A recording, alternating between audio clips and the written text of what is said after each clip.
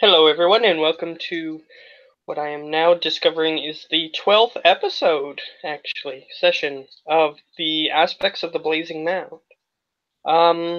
So, last time, the two adventurers got brutally murdered in, even though they were the aggressors, but either way, um, and after the murder, they have no idea what happened on the surface world. However, their souls were transported to a different location than they may have expected, although they may have expected it. But either way, they are now trapped within a alternate dimension, or plane of existence, technically, known as the Nine Hells, and they were captured by a creature that they didn't even care to identify. Either that or they just failed to. I don't remember. Failed Um, to. um, Both were right. anyway, and this creature apparently wanted to make a deal with them. You have a feeling, though, that he wouldn't have revealed that information quite so quickly if it wasn't for the violent nature of one of them, one of the party members. He probably would have tried to spring it on you and just force you into it, but he was just being overly violent and wouldn't stop, so he was trying to convince him. Wonder who. Either way, he actually used the truth, which is maybe something you weren't expecting from such creatures, but either way. He took you to a location where you could change bodies, basically. And in order to do so, you had to kill another living creature of some sort, probably another devil of some sort, though your characters seem to have a hard time identifying things. But they gave you a little bit of information of what you would obtain depending on which body you chose, and both of you chose one of the options, obviously. I got the best one though. According to him. I mean, it would be impossible for you to choose an option that wasn't available, but either way,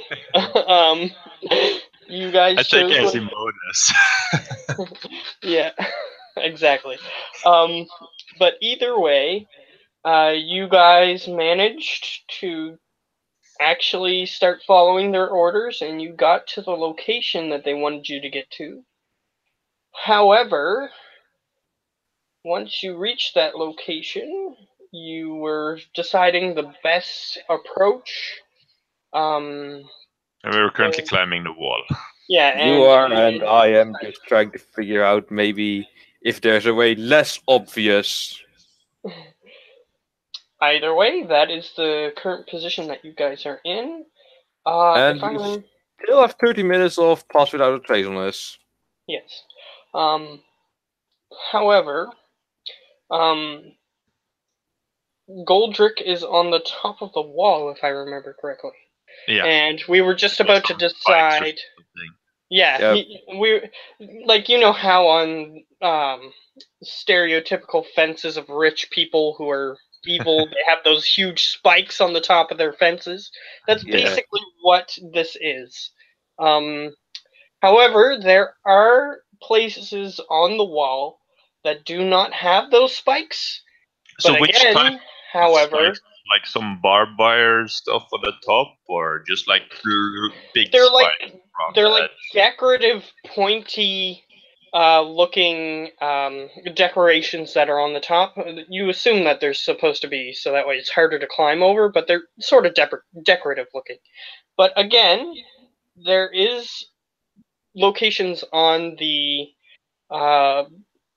fence, on the outer wall, that have no spikes, but again, those have weird statues on them that you guys were kind of suspicious of, but either way, those are the only locations that don't have spikes. Yeah, I tried to climb over the spikes. I didn't get the shield back because I lost my shield earlier. Or did devils give me a shield? They gave your equipment back. Yeah, they gave you whatever you had on you when Okay, you so died. I don't have a shield. So yeah, I'm just gonna use my 2 hand axes to keep climbing over it. If they're made of like ice, I'm gonna try to cut off the spikes. Okay, and you can examine them to see if they're made of ice. Yeah. Let's see. I'd say an investigation. Instead of examining them, can I just cut them? You can try. You can try if you He want cuts to. them open, and all of a sudden a tentacle shoots out. Natural one. Yeah, it seems like whatever substance these things are made of, you're just having a hard time getting them out of the way. Okay, I will climb past them then. Hopefully using my armor. So you can attempt to dodge the spikes, or you can just step on the spikes and automatically take damage. Yeah, I'll pass the spikes. Try not to get hurt. Alright, that will require you to make an acrobatics, I think? If your dex is the same, then it's just dex. 8. Alright. You attempt to just slip past them as you try to throw your body over the spikes to get onto the other side. However, you still land on them. Just a little bit, like grazing your chest, that sort of thing. Sort of getting your armor caught on it for a second, and then you just pull yourself free. So it's not too much damage. Still take some. Take 11 points of damage. Ouch.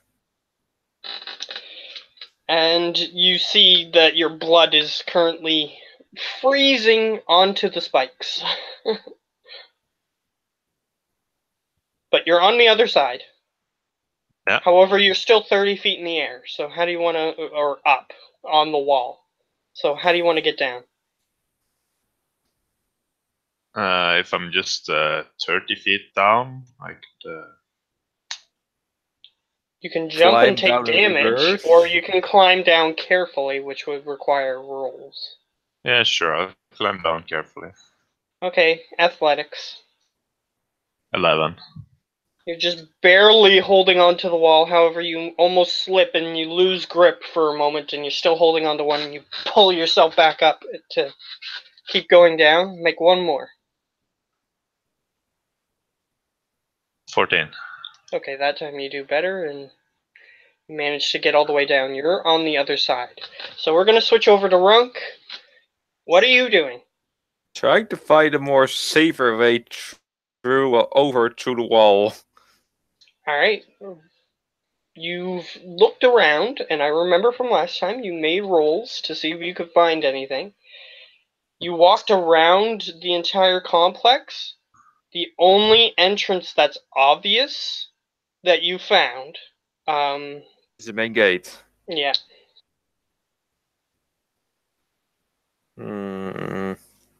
Is there anyone at the main gate, or is it just You don't deserted? see anyone, but you were attempting to be stealthy, so maybe they just didn't see you approach and then make themselves obvious or whatnot, but you're not sure. You didn't see anybody.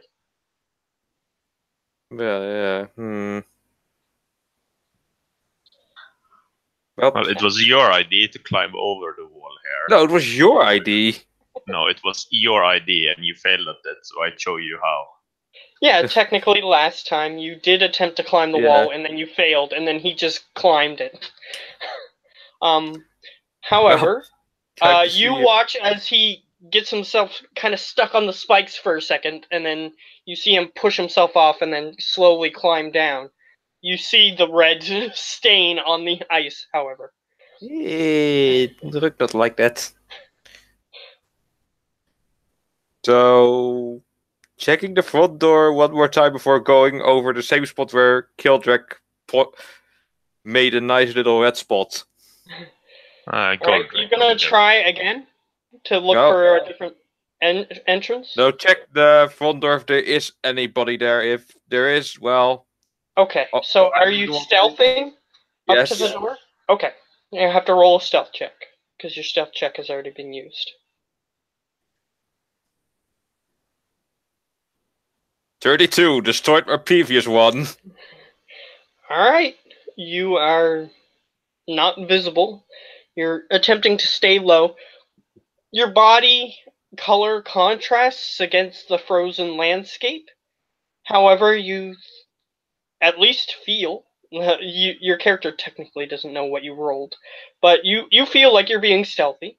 So you just manage to hide behind something, some ice piles maybe nearby. There is some wind that's blowing through. There's lightning in the sky above, and it's not. It doesn't seem like the lightning's coming down towards the ground. It's just sort of arcing from cloud to cloud that's above. And there's sort of a little bit of wind that's blowing snow dust, so you're using that to your advantage as well. You walk up to the main gate. You look up, you see the same weird statues on the top of the wall.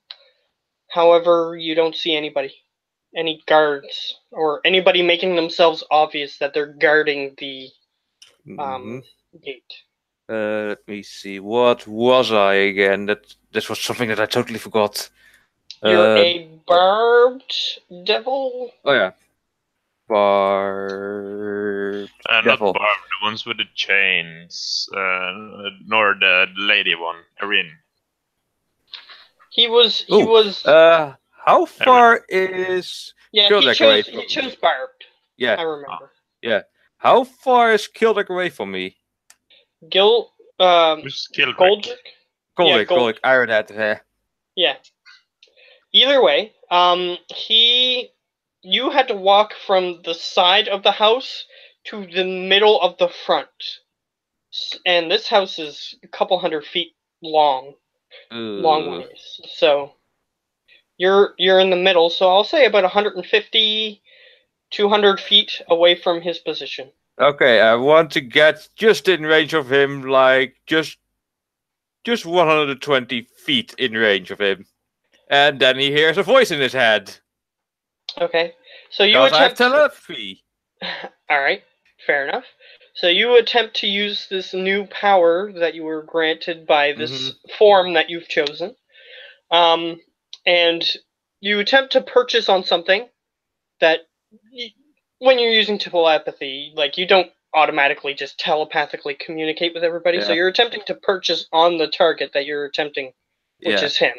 And you don't get him for a little while as you're walking over. Oh wait, I forgot something. The spikes, are they magical spikes, or are they like just hard spikes? They're just, well, the nature of this plane is magical. However, it's not like they were enchanted spikes. Okay, so I have resistance to that damage. Okay, yeah, sure. You have resistance to piercing, slashing, bludgeoning from non-magical attacks that aren't silvered. Fair enough. I guess this person didn't figure that somebody was going to climb his wall, and didn't enchant his entire wall. So you lucked out on that one, I guess. So either way, you continue along the outside of the wall, attempting to purchase your spell on something, and then all of a sudden you can feel that you made contact with something. So what do you want to do? So ask, would this perhaps be the person well, who is this? Goldrick, you hear a voice that seems like it's the first time he's ever used anything like this power before.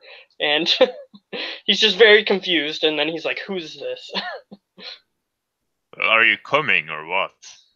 Okay, that attitude I know. So yeah, what do you see on the inside of the wall? Are there people, things there? All right, so we'll switch back over to Goldrick. You're on the other side of the wall, and what you see is what you saw through the gate. You see the exterior of a completely made of ice dwelling. It's like a mansion. It's huge, but either way, Well, and there's seeing like, as the person who was supposed to take charge of the stealth is too scared to enter, I'm gonna go look for a way in. okay, fair. Um, Well, you start examining the grounds.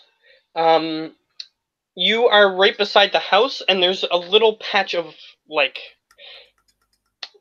you know how most mansions they have this extremely extravagant front lawn, basically, with a bunch of stuff on it. Well, this house has one of those, and you're currently beside the house, so you're near the back of the lot, if you will, that this house is put on. Any back doors or anything like that? So first, while you're looking, you just sort of examine the area that you're in, just so that way you can get a frame of reference of where you're going. You look to the front of the house, and you see those weird, like, you know how most rich people have like those Cupid statues that pee water or whatever.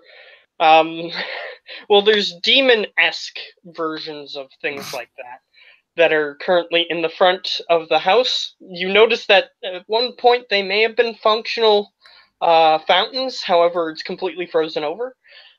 So there's like a water stream that's frozen midstream, everything like that.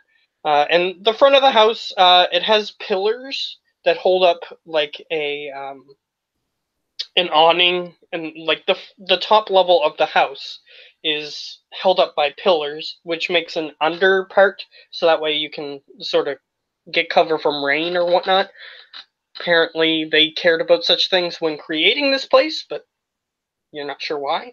But either way, the you can go in there and hide in there or whatnot. And there's the back of the house, which is like 20 or 30 feet between it and the wall. And there's not much space there, but you're on the side of the house, which has like a 40 or 50-foot gap between it and the wall. So, what do you want to do? So there was like no doors or windows or... On this side, there are windows. However, the first window is about 10 feet up, and then there's windows that are about 20 feet up on the second story. Okay, I looked to the back of the house. Is there a door there? You go around to the back, and you look. Make an investigation check. Investigation. 10. Okay. And another question, are you attempting to be stealthy? I suppose, but I have disadvantage and not dust. and Oh, you have that's a plus 10. I do not, because you didn't follow me. that's You do. true. You do. Once I cast it, it's just on you. Dot. No, It it's doesn't say around you for every creatures within 30 feet of you. Yes. Oh, let me just pull it up. I'm pretty sure that it's within 30 feet of you. For the duration, each creature you choose within 30 feet of you, including you, has a plus 10 dexterity bonus. And it's a concentration, it's not just a cast and it happens. So you have to keep concentrating on it. Yeah, but it so doesn't basically say... you have a veil of hiddenness around you. I thought it was like choose people within 30 feet of me, and then it's on them. I'll concentrate on it. As long as you're with them. Yes, as long as your veil of hiddenness is around them, then So they get 7. So you walk around the back of the house, and you see what looks like It's hard to describe because you're in a demon plane, but however, this house looks relatively like a house that would be made for like people or something like that. And you walk to the back of the house, and it looks like near the side that you're on, around the corner, about 5-10 feet away, there's like a servant's entrance. It has a wooden door on it. I try to enter it. Alright, you walk up to the door. However, you hear a noise like ice snapping behind you. I look what's there. You look behind you, you look up. You don't see anything directly behind you, but you look up instinctively because you were kind of suspicious of those statues before. One of the statues that looked kind of like a demon creature that you've seen before is no longer on the wall. I look around for it and I ready my weapon to attack anything that gets close. Make a perception check.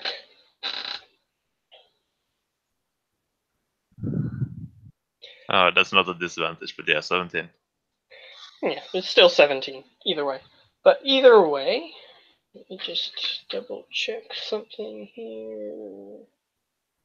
Okay. Cool. So,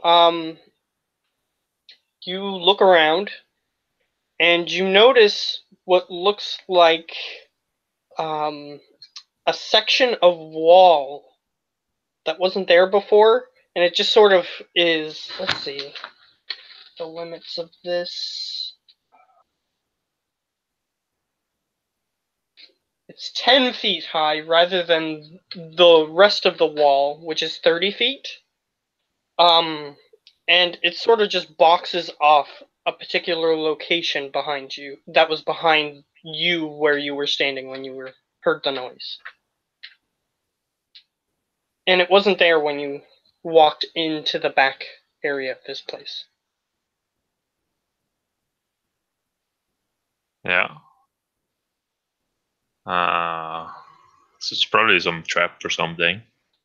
I try and look in the door. What's there? Okay. You attempt to look in the door, and like last time, you hear a weird snapping sound behind you, but this time you kind of ignore it as you would just actually grab the knob. It seems like it's frozen shut. I yank it. Alright, so make an athletics check to see if you can snap some of the ice off. Which you manage to do. You snap some of the ice off, and as you do so, like you just sort of try to force the doorknob a little bit, and as you do, you notice that there's wood underneath this ice, this thick layer of ice about this thick. It seems like this building is made of wood underneath. Anything else you want to try to do? So the doorknob is now unstuck. However, you still keep hearing this weird snapping sound behind you. Yeah, just watch out for it as I try to open the door. Alright, so you glance behind you. You still just see that weird wall behind you. And I try to open the door. Alright, you open the door. You can open the door. However, it's a little bit dark in there, and your eyes focus to adjust because you're technically got dark vision. Well, yeah, that's true too.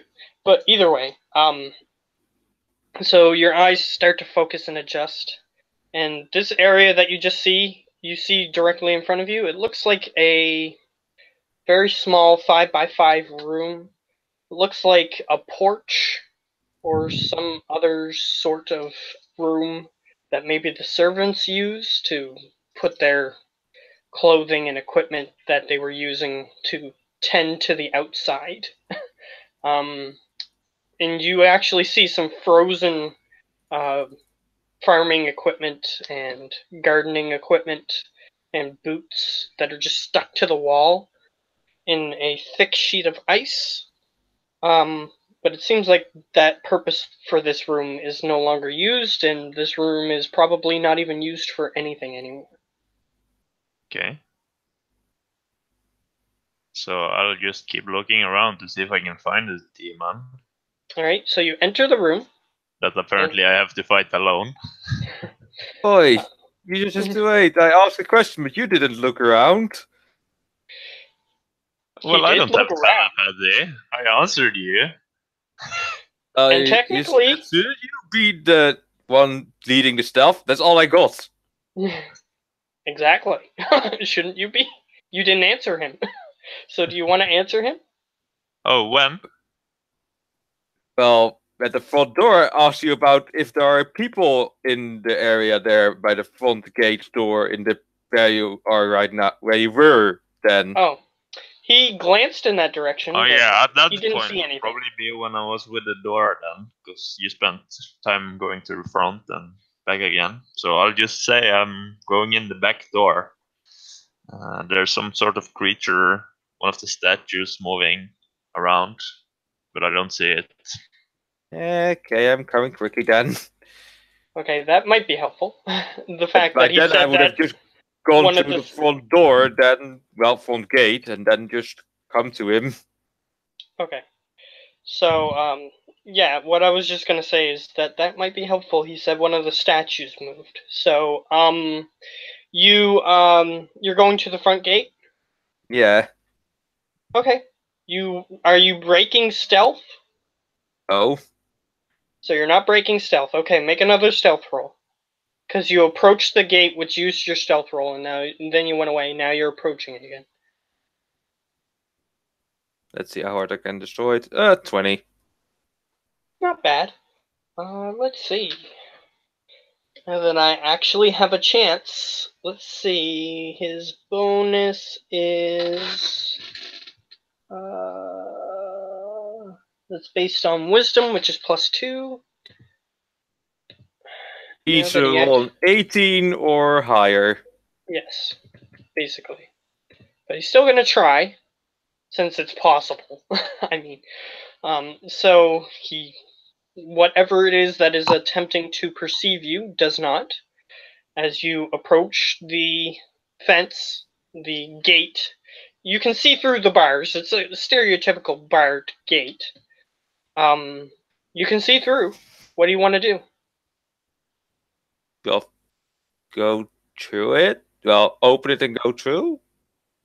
You attempt to open it. You notice that it is chained, and the chains are frozen. Pregnant. Well, can I perhaps? Well, since Kildrak did, can I perhaps yank the chain off? You can try. So what You're at would the I main do? gate. I was at the back door. All right. Athletics. Don't film me now. You rattle the gate a little bit, and you're noticing that this gate is a lot heavier than you had anticipated it to be. And even the chains they're frozen and stuck to the gate itself. So when you try to pull them off, even with your demon form, or devil, I should say, devil form, it's stuck. Your hands are grabbing onto it, and even, like I said, your devil hands are getting hurt by how cold they are. You don't take any damage, but it's just painful to hold on to. Screw it then. So what are you going to try to do? Hurl flame at it. Alright, since you are making an attack, I'm going to say that breaks your stealth. Oh boy. Automatically. So, chain isn't hard to hit. Especially because it's not moving and it's frozen in place. So you go, roll some damage. See, I hope you made this boss beatable for one person, not two. That's Perhaps 11. he is, perhaps he isn't. I mean, you beat a creature that was way stronger than you before. Yeah, but he outsmarted it mostly. I guess it was. The ape-like creature, he was still getting hit by the ape-like creature. It's just that he he had good armor and he was blocking the attacks. But either way, so you hit it, and for a moment you notice that the ice melts off, and then it sort of freezes in the air, and then falls to the ground. The chain is currently unfrozen. This time, just try and yank it off again. Okay, and I'll say the DC is lower, so you can attempt to pull it. There we go. Alright, yeah, this time, seems like your hand's not having to grip the cold of the metal. After you heated it up so quickly with the flame, you managed to just rip it off and the chain breaks. The gate is now able to slide open. So, before I move on, I check around me. Alright, Knowing that there are things moving. make a perception check. I notice everything. Okay.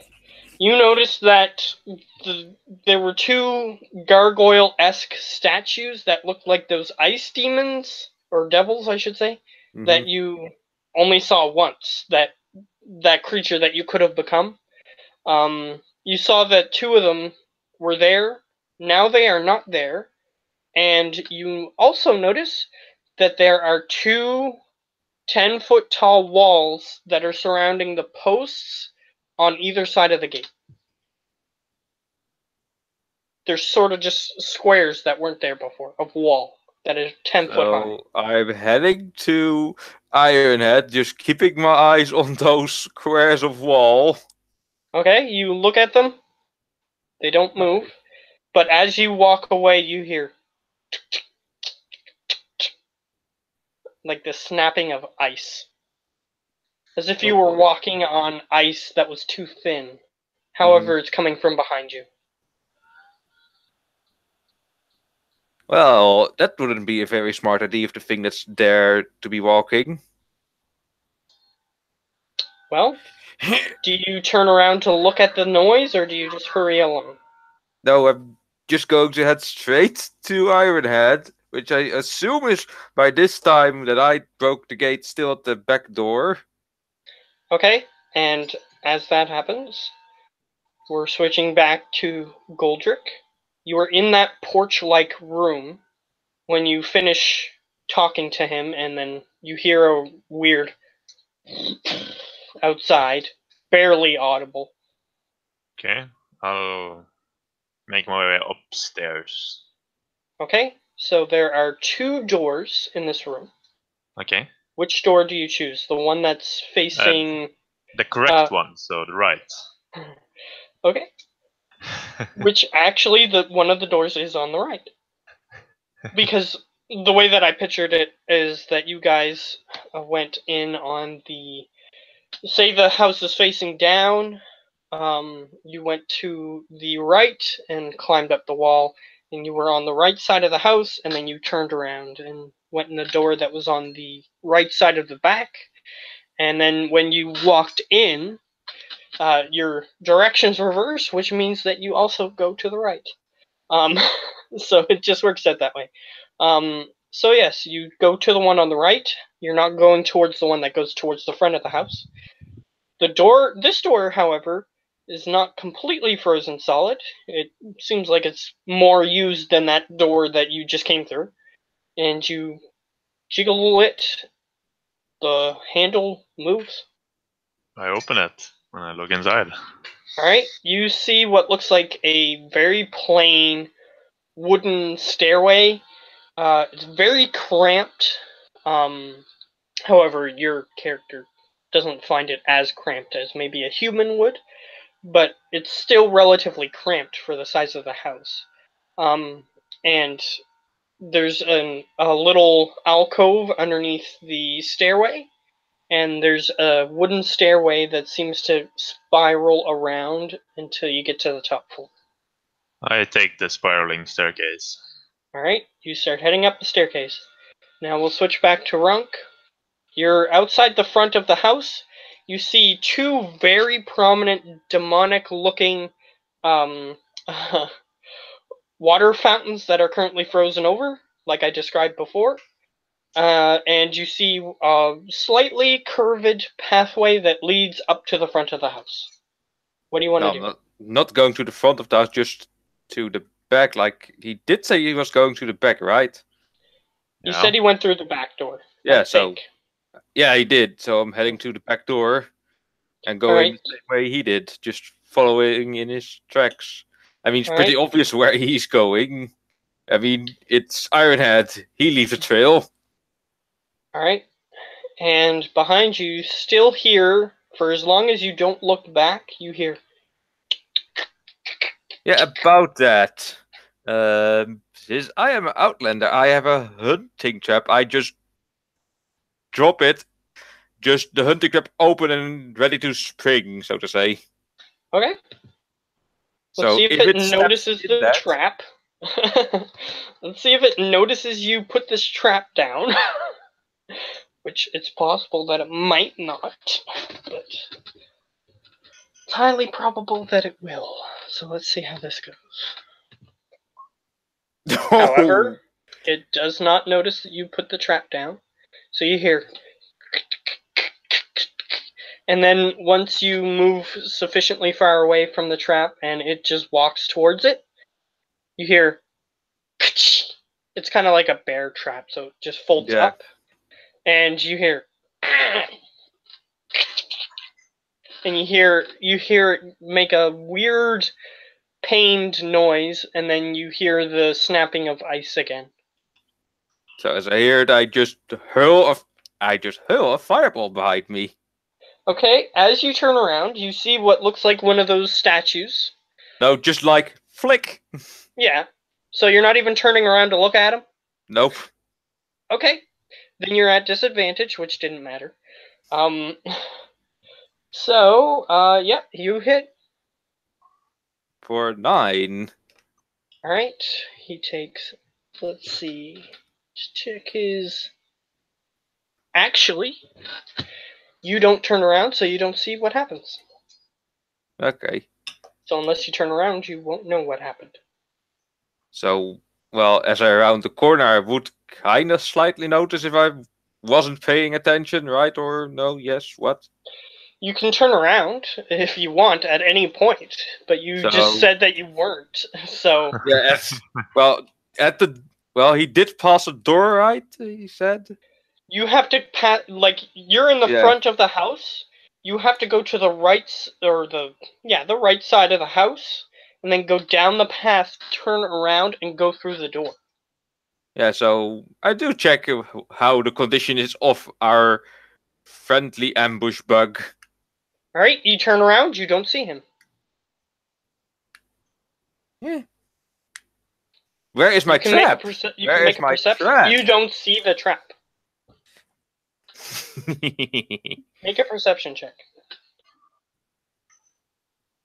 You see a 10-foot wall where your trap was. Around where your trap was.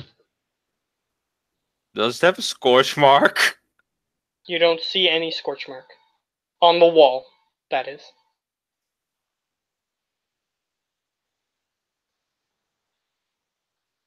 You just see a 10-foot wall surrounding where your trap was. Let's see, I'm going to try telepathy on the wall. Okay. You attempt telepathy on the wall. Yep. You don't purchase a mind. The wall doesn't have a mind. Okay. That's where my trap is supposed to be, I mean, right? Yeah. You said that you targeted the wall, and when you target the wall, supposed to be. You target the wall, and the wall doesn't have a mind. Yeah. Help! Target the door next. Yeah, if you target the door, maybe it will say something. Well, it will say something like, "Fuck! Why did the guy pull my doorknob off?" Either way, you don't see anything except for the 10-foot wall. 10-foot high wall. And it's surrounding like a 5-foot square. Where your trap is. And that's what the other walls were. They're just a 5-foot by 5-foot by 5 foot. So I just look away for a moment and look back at where my trap is supposed to be. You look again, there's just that wall. In the same spot. Before. Yep. I just grin and say, "Have fun with that," and then just walk towards the door, not bothering with it. As you get to the back of the house, you hear the snapping again. Just go in and go after Kildrek's left All right. hind So you trail. turn around the corner. You notice a 10-foot high wall in the position just like here's the 30-foot wall. Then there's a 10-foot wall. Then there's the door. So just watch the 10-foot wall and slowly back into the door. All right. So we'll switch to Goldrick. You are on the second floor. And you look around. You're still in a servant's hallway. It looks like it's not very decorative or anything. It's very plain. That was upstairs? Yeah, you're upstairs. Okay. But it's still like a servant's area. It seems like you're in an area that most people who visit a mansion wouldn't see normally. Just so the I head back servants. downstairs I go again. So you're going back down? Yeah. Was there Okay. another set of stairs, right? There was another door. You didn't look behind it. I'll go to the other door then. Okay. So, Runk, you witness Goldrick come down a set of stairs that you notice is through an open door. Well, what was up there? Nothing special. He's not there. You know there are living walls, right? Don't care. And I walk to the next door. Oh, okay. If you say so. Don't blame me if they eat you. All right. So you guys enter this next room. However, as you enter this next door, which is open, and I'm going to say that Goldrick is headstrong enough to just open the door. It's not a trap or anything, so I'm not unfairly putting you in a trap or anything. You open the door and you can see what's beyond. You see what. And it's a trap. Not quite. It's a normal hallway. You look through, and there's just carpets. However, they're under a layer of ice. Seems like it's a byproduct of this location in which the mansion is built. So you just look in through, and there's paintings on the wall that are all frozen over. You can try to look at the paintings. However, when you enter the room, you hear behind you. I ignore it and the paintings and keep moving forward. Before you move on, I'm going to ask you, do you have trap apps on you? Why would I need that? Well, just asking, just to see if you have one. I keep walking. Alright, he continues walking. I go with him. You, however, Runk, you still hear that noise, and so does Goldrick, but he's ignoring it. Is Runk going to ignore it? Runk wants to, but he's feeling that he shouldn't for some reason. Alright. Sure. Do you want to turn around and look at what's behind you? He's like taking glimpses, trying to see what is making that damn sound. Alright, you glance behind you. You don't see the door anymore. You see a 10-foot high ice wall. So Runk just watches it and goes like, okay, okay, Ironhead, now I want you to do something for me. Are you paying attention, Ironhead, or are you just storming? Not really. I'm opening the next door. Okay, so you're going through this large hallway. However, you're not at a door yet. Yeah. It turns to the left, or the right, I mean. It looks like you're going into the more main thoroughfare of this mansion. Yeah. So you're going towards the main foyer. Yeah. So if you want to do that, you can just turn around the corner and keep going for a little while. That's where I'm headed for now, at least. So you turn around the corner, and same thing, relatively nice decoration for a frozen over house. It looks nice. There's actually a desk. It looks kind of like a receptionist type desk. It's like it has a little thing that you can flip up, and the person can go behind it. You're not sure what purpose that served, or if it still does or not. However, it seems in disuse. It's completely frozen over. And Yeah. you just continue going towards what looks like you can see a main foyer type area ahead, but you can't really see anything in there. It's a bit too far away at this point. Yeah, So we that's can. where I'm headed. Okay, Runk. So as he's heading on, Rook is going after him, and he just pesters Ironhead with his new psychic ability just in the head, going like, "Hey, I'm asking something. Come on, you Oh, need to did you turn find around." it? What Did did he you say? find? He's saying, "Did you find it?" Like the target that your guys are after. Well, it might become a second target. We don't have a second target. Well, it will if it attacks I'm us. walking while saying all of this, of course. Yeah, Yeah, you're I'm just continuing following you, walking. game. I I'm keep just what were you letting saying? Runk. pestering him in the head. Just Ron, what pestering were you and saying pestering again? and pestering. Yeah, I'm just basically giving Runk a chance to do something if he wants to. Yeah. So Either what were you way, If he's not going to react, then Ruckus just turns around, watches the wall, and says, "I'm gonna shoot you next time if you move." all right.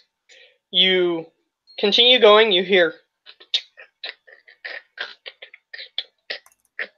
behind you the entire way.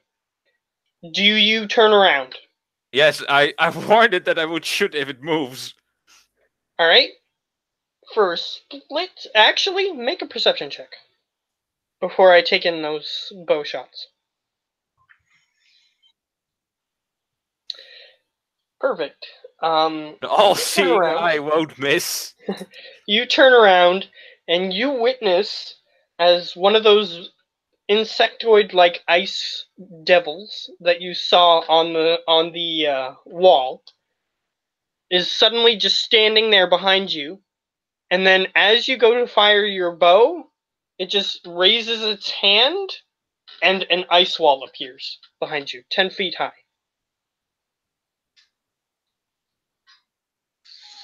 Ironhead, would you like to take action now? What's As I it saw now? something that was explaining all these ice walls. And then you fire your bow at the wall, of course. And you hit the wall. However, it is let's see. It says thickness here. 1 foot thick ice. So your arrows do not penetrate it. I look back. Do I still see it, or am I too far away? At this point, I'll say that you're at the entrance of the foyer. However, you still see the ice wall, and it's conspicuous. It's obvious, and it's taking up the entire a large portion of the hallway. But you don't see any creature. You just see Okay. walls suddenly appearing because you haven't seen it. Well, this wall is clearly following us, so if it will Yeah, make, there's a bug behind it. yeah, I'll come over to you and I'll just start hitting it. Okay, so you're gonna hit the wall? Yeah. Alright. As you start hitting the wall, I'll let you roll twice for 2 attacks. Alright? You critical hit it, and you deal quite a bit of damage. Yeah, I don't think the ice wall can bleed, but yeah, I can reroll some d8 as well. So once I can, yeah, only the ones for the last attack. So Okay. So you hit that wall, and you deal quite a bit of siege damage, is what it's referred to. So so the last attack there is let's see, +5, so 23 on the bludgeoning, and then 9 bleeding. All right. So, needless to say, the bleeding doesn't take effect on the ice wall. Obviously. However, you managed to break through on the first strike. Okay, so then you- the second one goes to. Well, you can see through, but you're not able to Okay. reach your arms through. And you see this creature, yellow, glazed over eyes with ice, it looks like.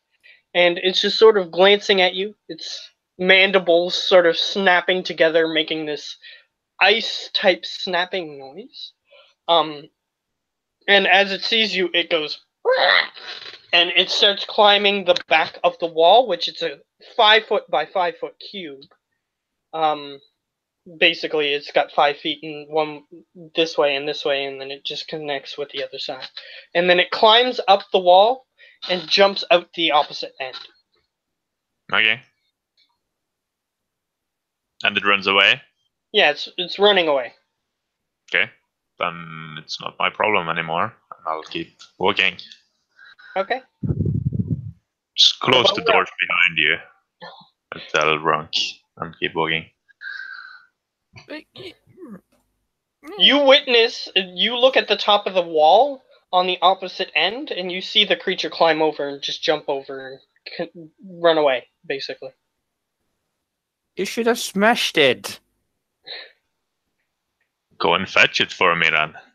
I'm not your dog. Well, then stop barking. As soon as it says stop barking, Rug just starts making bark noises in his head just to annoy him. Okay. He just That keeps happens. going all the way along. He's basically sending you the telepathic message of the onomatopoeia bark over and over again. It's not. It Yeah. doesn't actually sound like a bark. It's just the word. So he just confirms my beliefs that he's a dog. And I'll keep walking. Okay. So you go through the doors, and you go into a nice, pleasant foyer type area. It's like a sitting room almost. Like there's various furniture. There's a large painting near a fireplace on the opposite side. The fireplace isn't lit at all. And there's a bunch of seating arrangements, some that look directly toward the painting, some that are just sort of like a conversation type area. You see what looks like the door you just came through, a door on the same wall that leads in the direction you just came from, a door in front, two doors in front of you, which lead to who knows what. They're closed. One on the left wall, which looks like the entrance doors, and one on the right wall to you on the far end from you. Okay, so there was the two doors close to each other in the middle of the room, basically. There's a door next to the door you just came through. There's two doors on the opposite end. Okay. There's a door to your left and a door to your right on the far side of the wall. Yeah, sure, I'll just start opening doors. Alright, where are you starting? The closest one. Alright, the closest one is the one that's to your right, but on the same wall as that you just currently exited. And you open, it's two doors, this particular set of doors, and you look through, it looks like another hallway. Okay, is it pretty, or? It's pretty extravagant looking. Okay, I'll And check you out see that there's a path that turns to the left off in the distance somewhere. Yeah, I'll take that path. Alright, so you start walking through there. Runk, what are you doing? Well, follow him and make sure it's, well, just keep close towards my just obvious meat shield. Alright. Because Rug is squishy but can deal damage. So as you begin to rush up to him, you hear behind you again. I just look around and just point at it and says, I will go for you. As you turn to look at it, you see a wall of ice. We still haven't closed any doors, by the way. That's true. Oh, next door we go to, Rook closes it. Alright, so you look at the wall that is now created in the middle of the sitting room. And you just... Do you do anything else other than close the door? I even lock it if it is possible. Alright, you see two heavy deadbolt type locks on either door, and you just twist the little latches on them to cause I them just to lock. do one deadbolt, not two. Alright, you do I have one a feeling we deadbolt. want to get out quickly if something goes horribly wrong. Okay, you do one deadbolt instead of two then. Yeah. So you just turn the deadbolt and you start looking around this room, and you continue along, and you hear behind the door,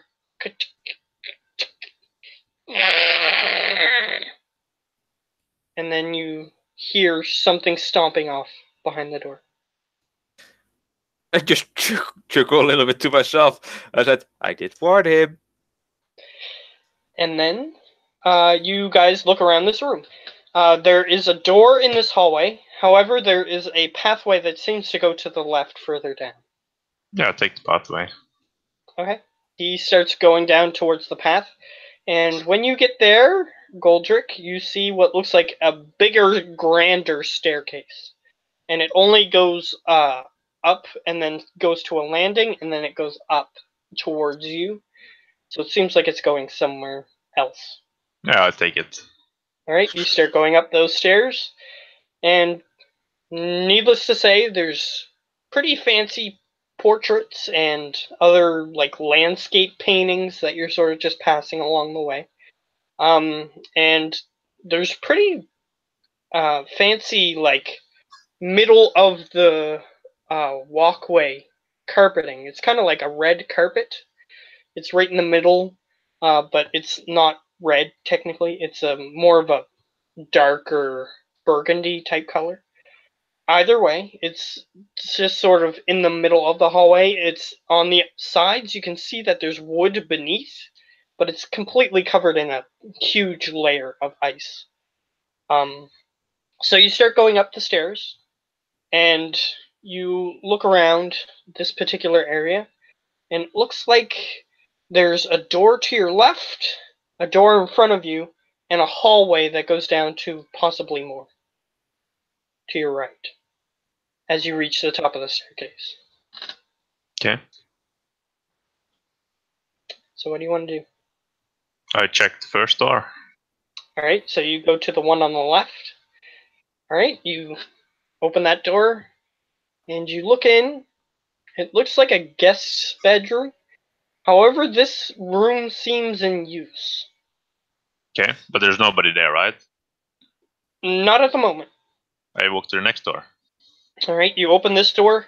You look in, and... Oh, before he opens the next door, I ask him, you sure you just want to open doors and not be like very sneaky about it? I open the next door. So the next door is opened. So before he even opens it, Rook just wants to disappear. Alright.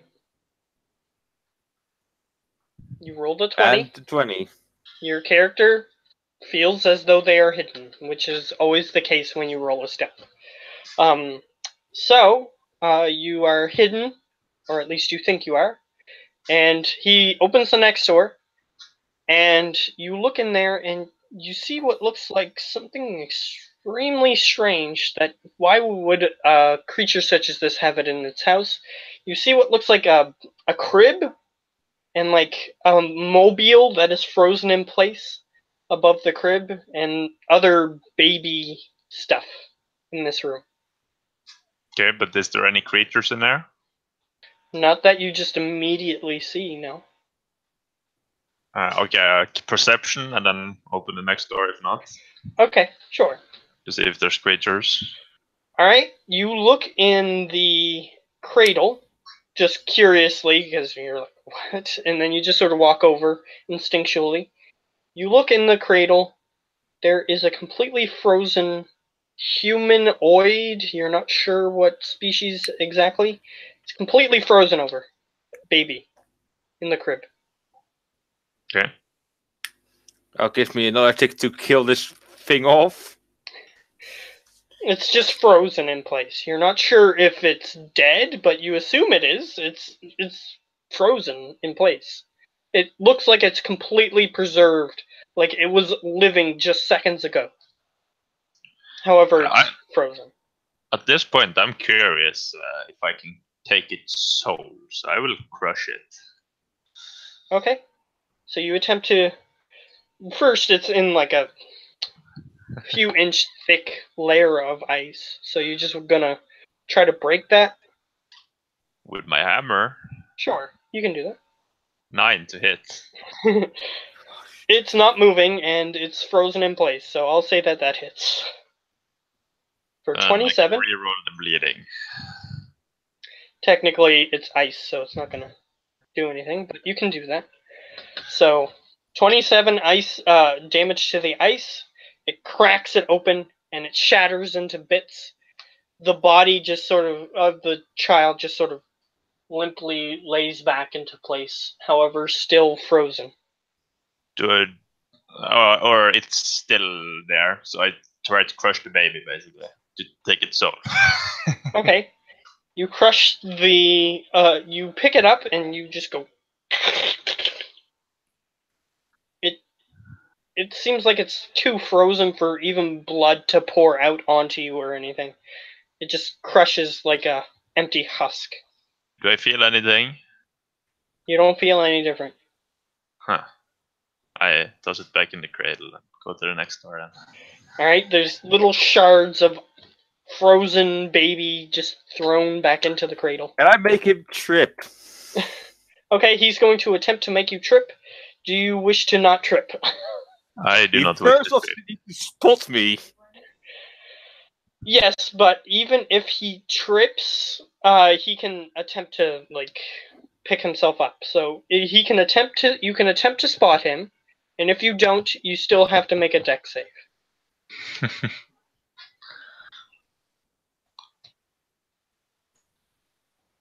25, so I see you. Yep. And I kick your foot. So you see a foot sticking in the doorway, and you want to kick my foot in this very form? Let me see. Improvised weapon. Kicking. 22. Does that hit you? That hits me, but there's a very big. His foot is technically covered in barbs. Is the point? I'm a pincushion. Yeah. I'm a porcupine. Basically, it would hurt you to do so. You take 6 damage. Okay. You take 6 damage, and then you deal however much damage your spikes do. 7. Yeah. So your foot takes 7 damage. Is it considered magical? No. I was asking him, but if you know, then. Well, it says. Are your barbs considered magical? Very few monsters have attacks that pass through magical resistance. Or, yeah. So yeah, just 7. Okay. So you have resistance to it, I suppose. So you take that. Oh, and so do I. Yeah, well, so you take 3 damage each. How eventful. Yeah. You guys are at each other's throats in the house of a demon. Or devil, I should say. Well, not at these other's throats, just trying to make him realize that he isn't an actual devil. Either way, the husk did nothing. So what are you doing? What are you guys doing? We're searching for our target. Yeah, next room. I understand that. So you're going down the hallway. No, there was another room upstairs. Yeah, you're going down the hallway, which is leading to possibly more doors. So you go down that hallway. You see a door in front of you.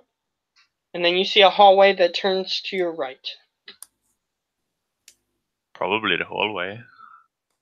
Alright, so you start heading down the hallway, and you reach another section of doors. There's a door to your left, there's a door in front of you, and there's 2 doors to your right. They had like double doors. Each of them are single doors. Okay. So I'll start at the left side then. Alright? You see what looks like a room filled with fine women's dresses, all frozen over. You're not even sure why this exists. Yeah. It might I'm have been- basically looking for any sort of creatures, and if I don't see it, I will walk to the next one. Alright, you don't see any creatures. So next one. Alright, It next might room. be because the place we're in is like taken from the material plane. You don't know. You'd have to ask somebody who would have that knowledge or attempt a roll, but you haven't even looked at the artwork, so you're not sure what any of this is. You haven't looked at any of it intently. You can make a history check to see if you can discern anything. Well, let's see if I can. What is this? All right. So here's what you get. With a 21, natural 20. You've heard of what. You've heard many stories. We'll start with there. You've heard many stories of what sound like people making deals with devils, or deals to become devils, or things of that nature. However, these deals usually require sacrifice on the part of the person making the deal to gain this power. So, as a result, you have a feeling that this might be a punishment for someone who attempted to gain power. Okay, I know. I think I know who I can place that on. Because the husk of the child, the frozen in time rooms, you have a feeling that this has something to do with the whoever made this deal's past, and it's frozen like this to constantly remind them of what they gave up. So yeah, we kind of going to have a dilemma now with going to kill it, but yeah, we would be sacramenting our souls if we would do so. Yeah, so maybe this guy that you're after long ago sacrificed his entire existence to as a gain person. power. Yeah. So you can either view that as tragic or as entirely evil. Either way, that's what you get from your history roll. I'm concocting a plan now. All right. And yes, Ironhead, we're going the same way which we did, which got us in this trouble in the first place.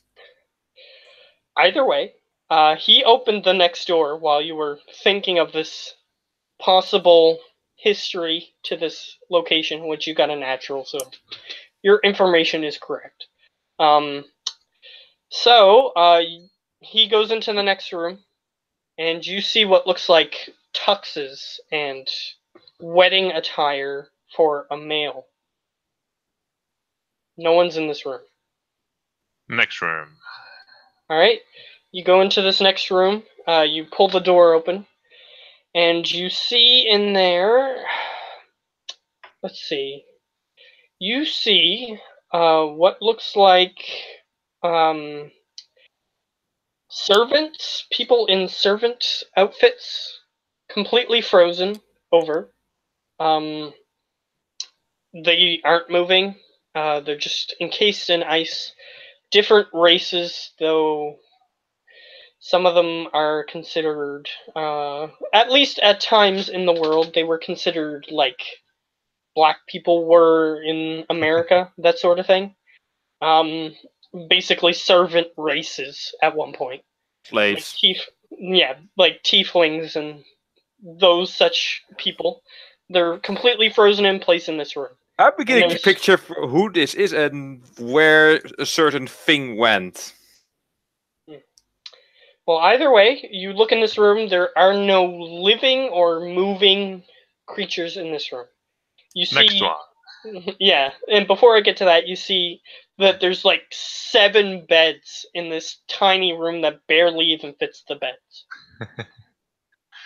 And the people are just sort of like sitting on the beds and frozen horror and in different positions of dress, even.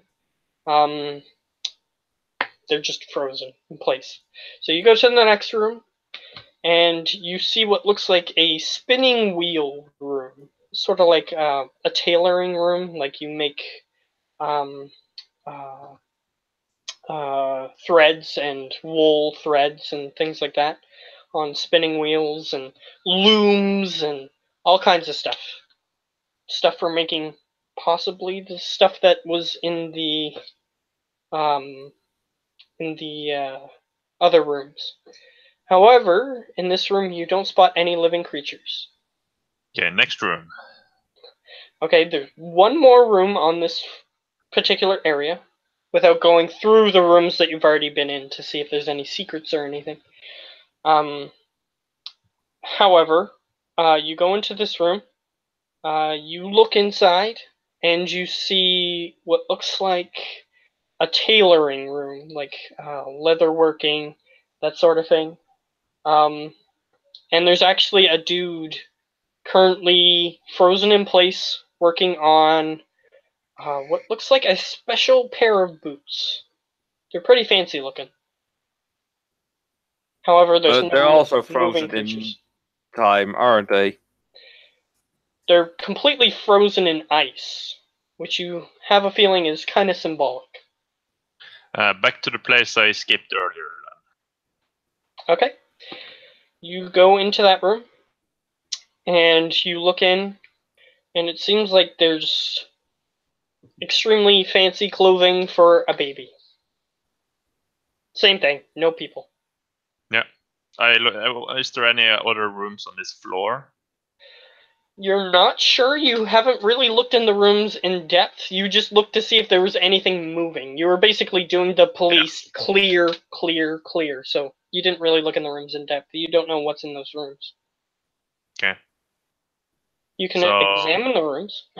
And this time I'll just walk through the entire floor, like in the rooms, to see if there's any other areas that I might have missed. Make an investigation check.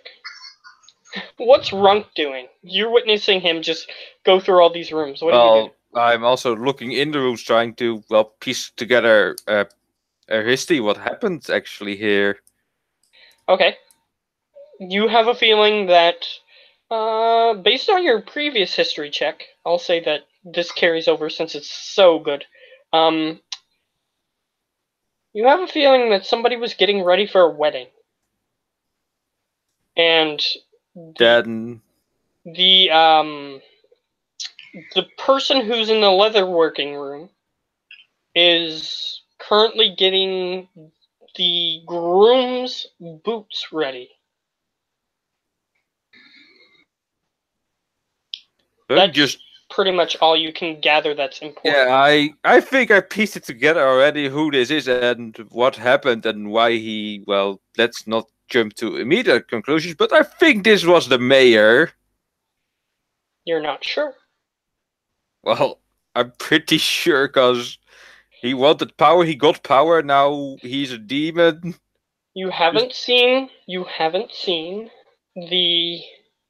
really looked at the paintings or anything, which paintings in houses like this, the owner of the house usually is self-indulgent enough to make many portraits of himself. So you haven't looked at them. Well, just start looking at them to just be sure. Okay. Is As that you're the doing that, mayor? as you're doing that, the investigation check pops in for Goldrick. You look in the servants' quarters. Excuse me. One more thing. I need to switch machines as well. Okay. So you can go on. I guess by the time I'm back, you would potentially turn to me. Hopefully that will. I won't be too long. Well, All right. see you soon. Alrighty. So you look in the servants' room. You notice that there's a door that you didn't really pay attention to in this room. Yeah. I'll break open the door. Right? You just sort of shoulder check the door and it opens easily. And you look through this area. You've actually been in this area. This is the staircase that you went up originally. Okay. However, while you it's- just saw that it was a servant's quarters and you were like, no, this isn't where I want to be. You Yeah. went back there. So I'll go back downstairs, these stairs again, and I'll just keep searching the first floor, like any door I haven't been through, to see if there's more doors in the rooms. Like just scanning the entire floor for creatures. Okay, so you're going through this servant section that you were in before but didn't really pay attention to? No. I'm going down again the circling stairs, and going to the first floor. Like every door in the first floor, like I'm passing through them, looking for a creature. Maybe even a basement if there is one. Okay. You look through the area that you went through on the first floor. There was nothing in that area until you get to the door, or close to the door where you guys went through. Actually, you tried. I completely forgot about this. You tried to go down the servant's stairs, and you try to go through that door that you guys originally went through, and Yeah. that's blocked by a wall of ice. I break the wall of ice. Okay, you'll have to roll some athletics checks to break it, or hits. With my hammer. 9 and 7. It's a big wall, so roll damage to determine. 7 as well? Yeah, they both hit. You're hitting a giant wall. You pretty much have to roll a 5, and then if you do, or 5 or lower, and if you do, then it's because you can't lift. You didn't hit hard enough, basically. It's not that you weren't hitting it. So, 23 and 24, you break the wall. And as you do, you hear around the corner that you went through, you hear. I close the door behind me and go look for this creature, because he couldn't have gotten too far. Alright, you turn your head around the corner, you see nothing but an ice wall in the middle of the hallway. Okay. So you continue down the hallway, So I stand at, or do whatever you want. so I stand at one of the sides and I hit it in the left side, and I look towards the top to like get ready to hit it again once it jumps out. Okay, you hit it. Go ahead, you have to swing to hit it. Crit. Alright, roll your damage. 22 plus 7, that's a huge amount. And the second one for whatever comes out. Okay. And that misses the creature. So you hit the wall, and it completely caves in the wall, and the creature was actually hiding in the area that you tried to smash before, which is what that wall was that you saw. And you just sort of smashed one of the walls, and it tried to climb up the other way, and when you did so, you swung at it, but unfortunately it was too far away, and you missed it, and it just skittered off into the foyer area. And before it gets away, can I action surge to hit it twice? You can attempt to do so, which means you get to roll, basically. 18 and 24. 18 just barely hits this creature. So both Okay. Barely hit or barely miss? 18 barely hits. That's its armor class. So he has to make Constitution saving throws. Okay. See what his constitution is. I can reroll all the twos, so. And we'll go ahead. No, why is there D? Yeah, it is D10s. Why am I rolling D8s? So D10 should it be for the bludgeoning first one, and then for the bleeding. So his con is +4. Yeah, 2 Constitution saves. Now wait, his constitution save is higher than his constitution modifier. So he has a +9. Yeah. So 1, 2. Okay. So he doesn't get a wound. Okay. So how much damage does he take? Let me grab the book to see if he still takes the damage and just doesn't get the wound, because I'm not 100% sure. Alright, to help you out, your dude is on page 70. Yep.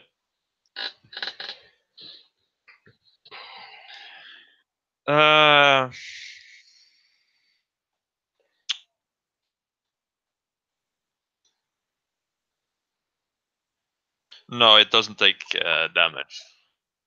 Okay. So tell me well, the it damage. does take damage. Just yeah. Okay. So first one is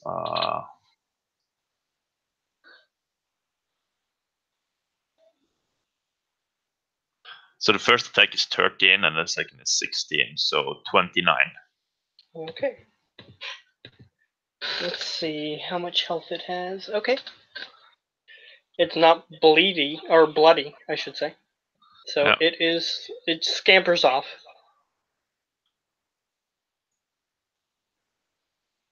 Yeah, I keep chasing it now, because why not?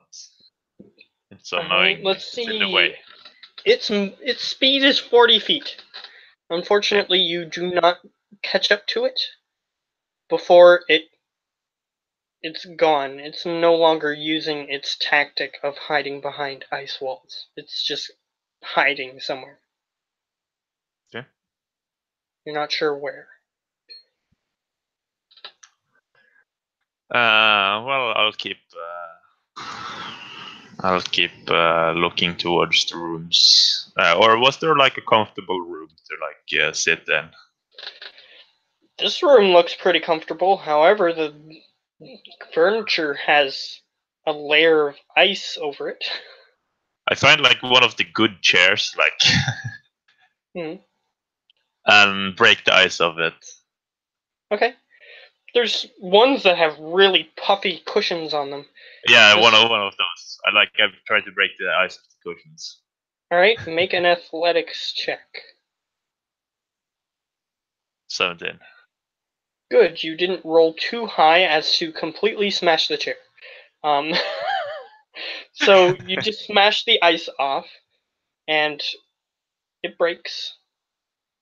Breaks into little bits everywhere. And the cushion is cold, but it's comfortable.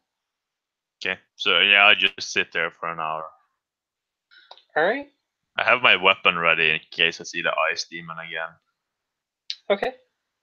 Like just it's over the sides of the chair, like over me. So you just sort of wait. Doot, doot, doot, doot.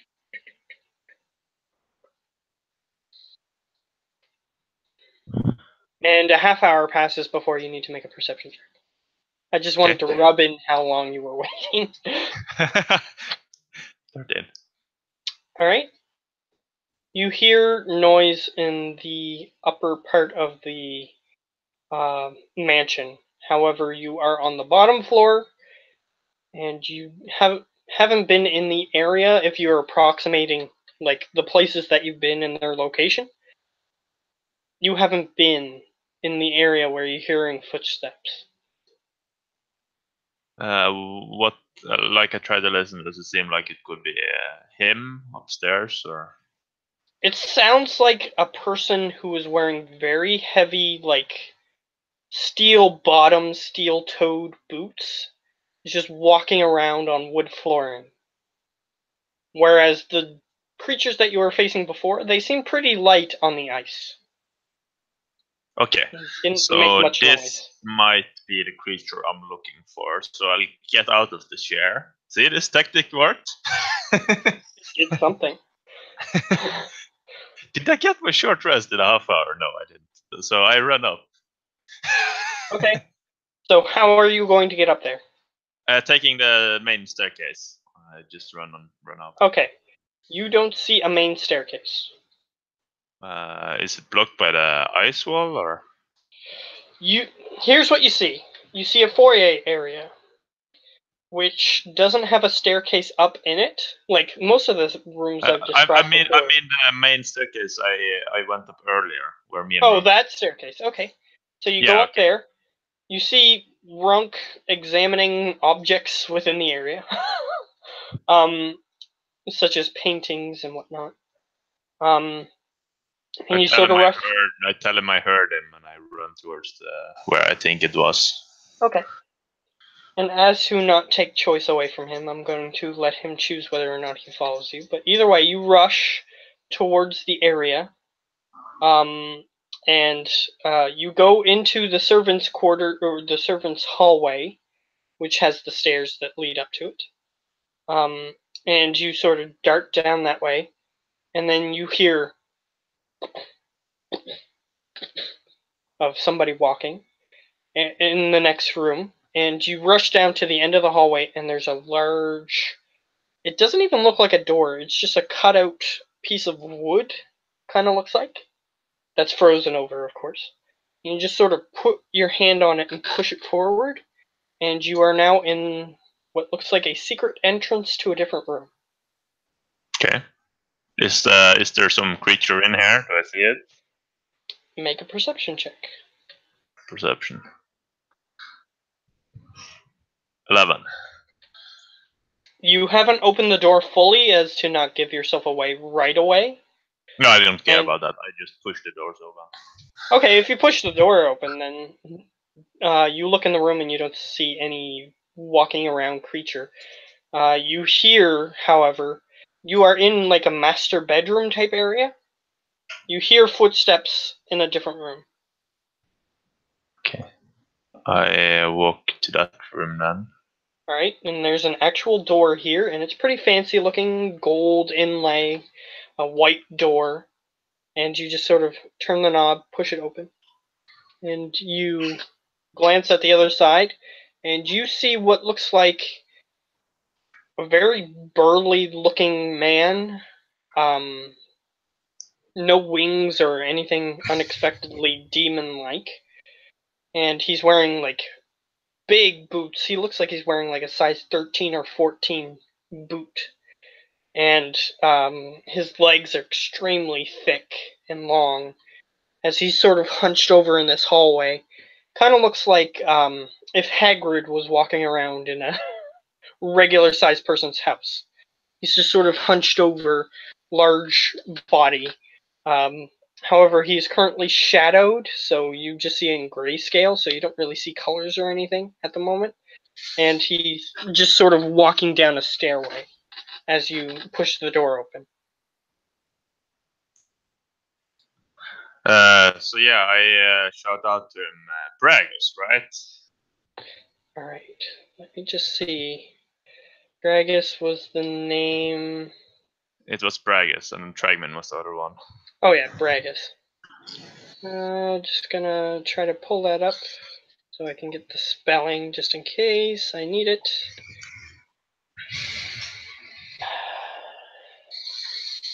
Where did you add it? Is it near the bottom or something? Aspects of the Blazing Mound. It's a tab for that. It's gonna load after a while. But either way, he can respond. And we'll see if Runk decided to follow or not. However, he chooses not to respond, and he continues down the staircase.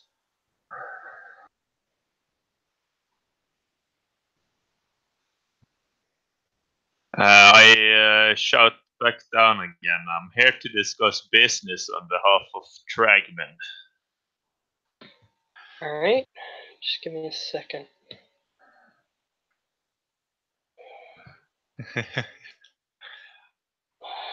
I'm just trying to get this to load, but it's taking forever. It says I only have 9 pages.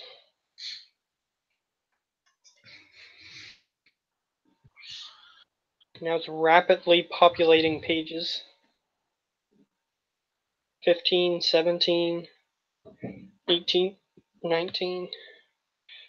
So, you're basically invoking the name of the other guy? Yep. Okay. He stops for a moment, and he's just about to go around a corner, like a wall is in the way between you and seeing him. And where am I actually? Anyway, he looks, he sort of just glances back, and you see that his face is just sort of completely mangled looking. His lower lip is gone, and his upper lip is only half there, like from here over is just ripped off. And he has red glowing eyes, and he looks at you and he says, "So he sends a lowly messenger to see me." Now, do you want to hear me out, or? Well, you did break into my house. Well, if only you would have offered a warmer welcome, I wouldn't have to. Well, Can't let your first privacy...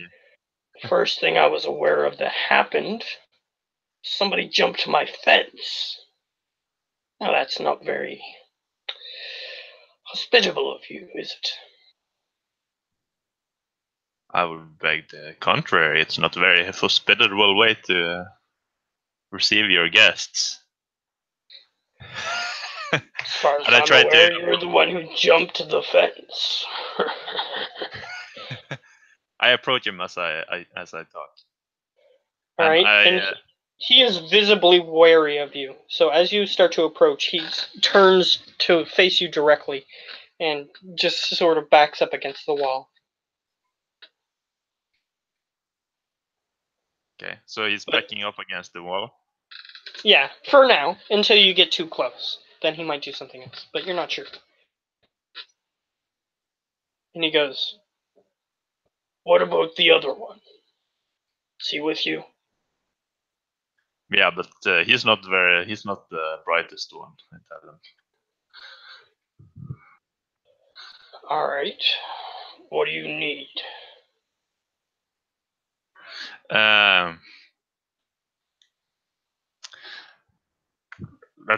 Let me think a bit.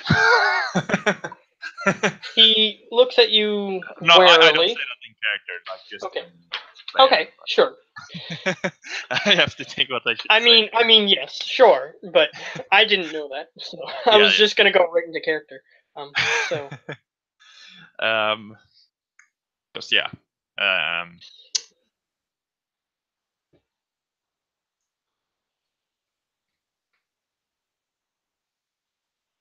Okay. I'm just checking something. Let me just see. What do I know about devils? Like my character. What would my character know about devils?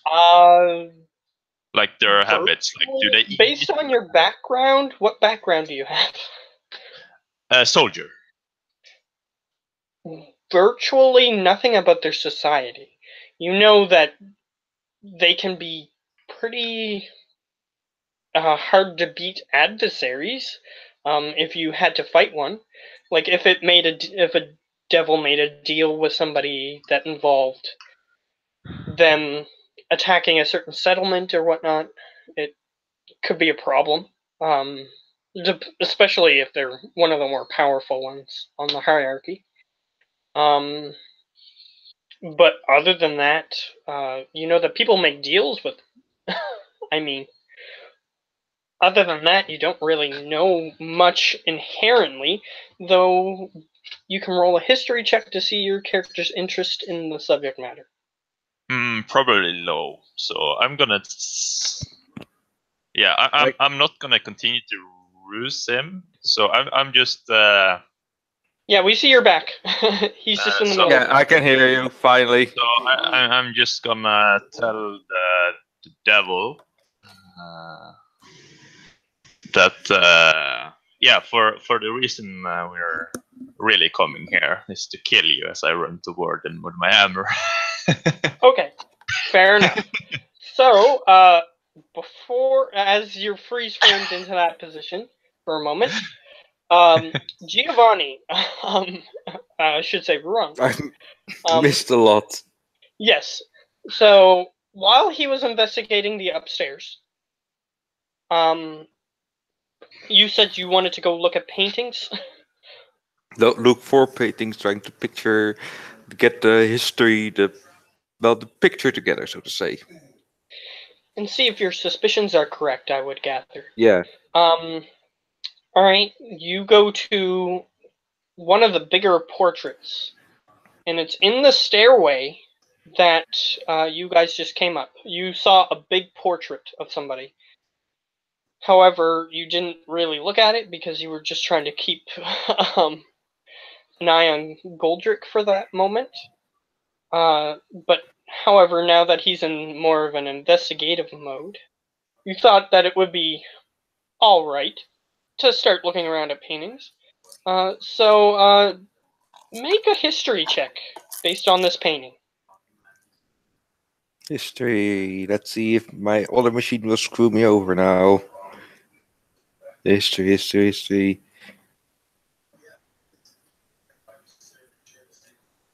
And it doesn't, I hope. Right? You look, and this person doesn't look anything like the mayor. So your suspicion Darn. is incorrect. But there is an older-looking gentleman. He's at least you're not entirely sure. Based on the what I'm trying to get to is based on the proportions in the portrait. He's a very muscular man, very large hands, at least compared to the proportions of everything else on his body. Like he's very bulky looking. He's got a very large, round face, messy hair. Even though he's pretty intimidating looking for just a regular person, he's still pretty handsome. He's not like an ugly dude. But he's still like, maybe he has like, for real world perspective, like maybe he has gigantism or something like that. I just want to add, I don't know why you think it's the mayor, because we've been hired to kill this person named Bragos, and they wouldn't be able to hire us to kill the other guy, because they would be behind murdering him as part of the deal. But either way, his character can have his own suspicions, and his suspicion was proven false. Yeah, but I'm still thinking that this might connect to the mayor, as he might have made such a deal. It's possible. It's certainly possible. Almost all devils make deals, by the way. Yes, that's true. Yeah. But either way, he's a pretty handsome looking guy, and he's got in the portrait, he's got his hands folded over. It's not completely just like a pot belly. You can tell that it's because of muscle, but there's also fat built on top of the muscle, so it's sort of like a rounded belly, and he's just sort of got his hands resting on it in the portrait. He's not that bad looking, but he's still pretty intimidating. Yeah, so now the guy that Ironhead is attacking doesn't look anything like him. You aren't in that position yet. Okay. So what else do you want to do before we get into a series of events where then you can try to get into that situation? Well, now that my suspicion of the mayor has been, taken away. I just tried to get the story together. So I can guess that this person might have made a deal with a devil or a devil, Yeah. and now I try to find out what happened, why he made the deal, or well, actually that. Okay. Okay. So, what do you want to look at? Do you want to look at other rooms or?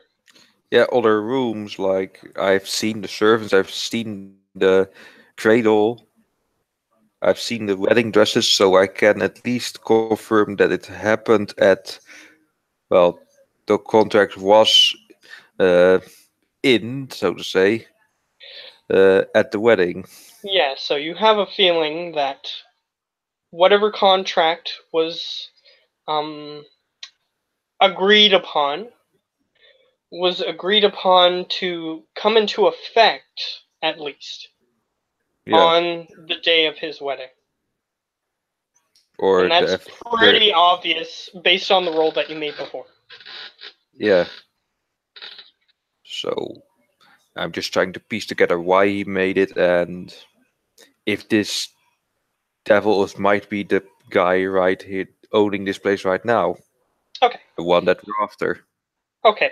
Fair enough. I mean, somebody could have taken over a place that was just for somebody else. That's Hmm. entirely possible. So, what do you want to do? Look around the rooms you've already explored or different rooms?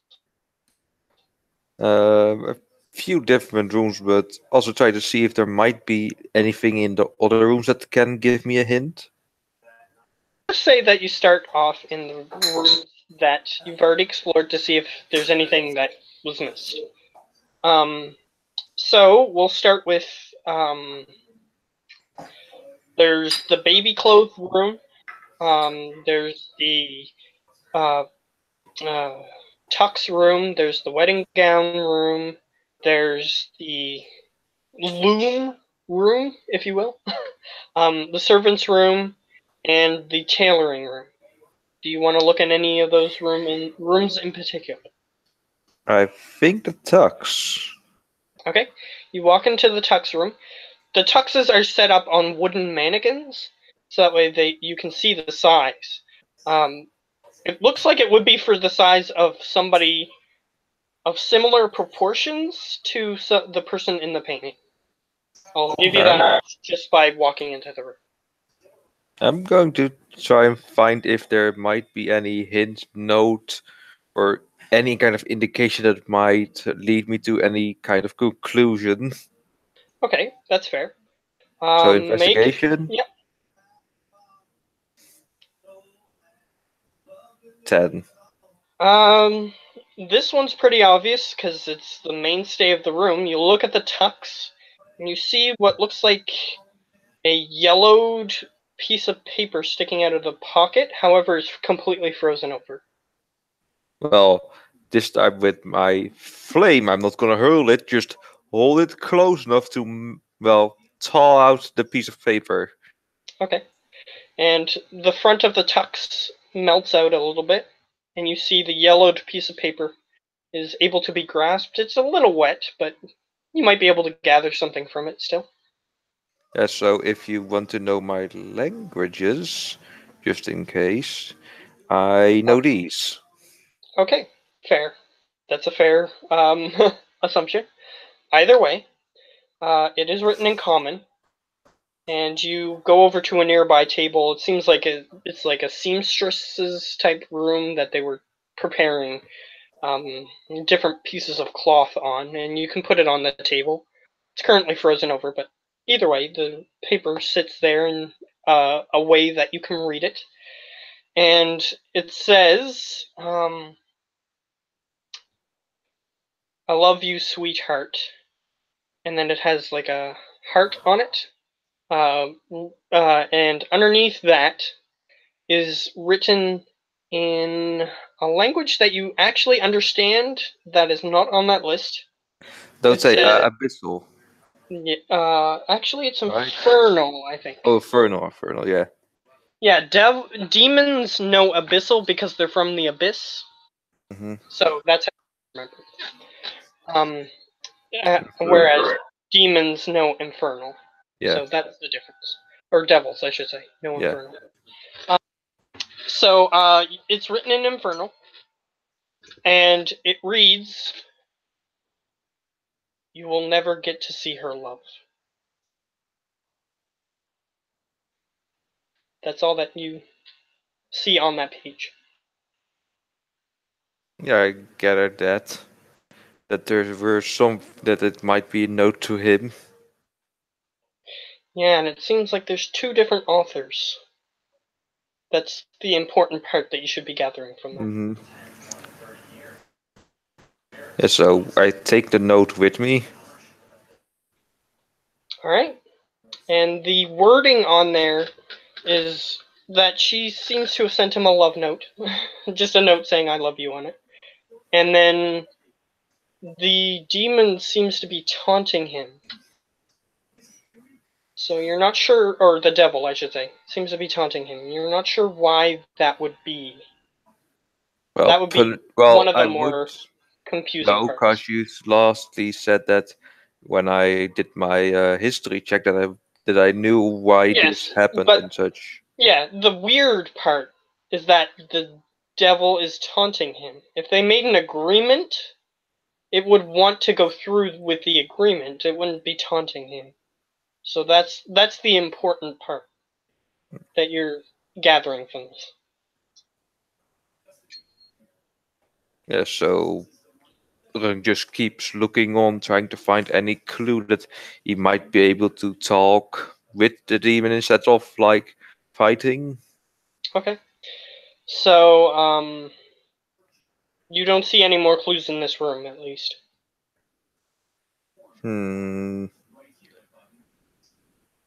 The You can baby check room. some. Yeah, you can check some more rooms. Sure. Make an investigation check for that room. I have a feeling there will be a major hint there. Investigation. I'll just give you a hint, and Ooh, based on your roll, 17. based on your roll is determining how helpful the hint is. By the way. Yeah. So you go in there, and there's the baby clothes. However, there is a leather-bound journal sitting on a table nearby. Well, do the same thing to get it unfrozen. Alright, fair enough. It's still soaked with water, so there are certain passages that are unreadable, unfortunately, due to the fact that you had to melt it out. Yeah. But there's still sections that you can get some pretty juicy stuff from. This is a diary written by one of the servants. And one of the passages goes on to describe how the master has changed, the mistress seems unaware, and things just don't seem right. That's one of the bigger, more important passages. However, it seems as though in some of the more minor detailed passages, it seems that he was abusing the servants, became very uncaring and callous, whereas before he was relatively nice. You have no idea why. It seems like you get to the end of the journal, and it doesn't seem like the journal leads you to why he became that way. But it Well, I seems can like, assume. I can assume. yeah, you can assume. But the journal itself doesn't say, this is the reason. But it Yeah. says that he was kind and gentle natured, and then suddenly he just changed personalities, and his wife didn't seem to notice. Yeah. So I can definitely assume that's because of the deal he made. You can assume that. There might be a deeper reason, but you're not sure. Mm-hmm. Well, that's the tux room. That's the baby clothes room. Um, there was And the actually, Goldrick took a long time to yeah. just wait. He was just sitting around, so you have plenty of time to work. I said Goldrick, didn't I? Yeah. No, I just said I spent an half hour sitting. Oh, I thought you said I'm not Howler, and I'm like, well, I didn't say that. But either way, so, what else do you want to look at? There was the wedding dress room and the tailor room. So you can check those out if you want. Which one do you want to go to? I don't think I can get anything from the tailor room, but at the same time, I'm feeling I can. The actual room of the baby. Oh, you're crushed gonna go back baby there. now. Okay. Yeah. You go back in there. The desecrated corpse of the child is still in the crib. It's just like shards of different sections of its body that are just laying in the crib at this point. But you can look around, which would require an investigation. 22. All right. You look through the room, and there's some baby books on a little shelf in the corner. However, there's one book that looks out of place. This book actually isn't frozen. Take it out. All right, you take it out easily. You open the book. Seems as though this has been referenced recently. You sort of just flip through the pages. It's all written in Infernal, and it's just basically incantations to summon things. Incantations to summon demons, devils, yes, and demons. This time I actually meant it. And to summon other creatures from other realms as well, including Jinn of various sources. But it's all written in Infernal. And that's what they claim to do. You're not sure. You haven't done the rituals to see if that's what they do, but that's what the rituals claim to do. So, in the half hour that Howler is doing that, I just show him the book and says, we could get some help if you like. Not a howler. I mean, Ironhead. We could get some help if you like. He seems like he's intent on staying in that situation. I don't know if he has any response, but if he does, he seems like he's intent on staying there for some reason. You're not sure why. You know, we can get help from very powerful things if you like. What's your response, Goldrick? Any? Do whatever you want, just don't fuck it up. Well, I can summon jinns, perhaps. Yeah, jinns. Well, what do I know about jinns? You know that if similar information to what I gave you for devils, sometimes they team up with people and they're pretty powerful adversaries if you had to face one, based on your soldier background. They come from different elemental planes, but other than that, you don't really know much without having to roll. So, yeah, well, then I'm not going to respond what I wanted to say. So, Lunk suggests to summon an air djinn from the air mental plane. Okay. He suggests that to you, Goldrick. What do you want to say? Sounds like a dumb idea, but sure. Do what you want. Okay, well, that's something to do later, not right now. But how long would a ritual take? 10 minutes, right? These particular rituals, they can. It depends on which ritual you want to do, Well, but the air they djinn. can span from a few minutes to a few days. Ooh.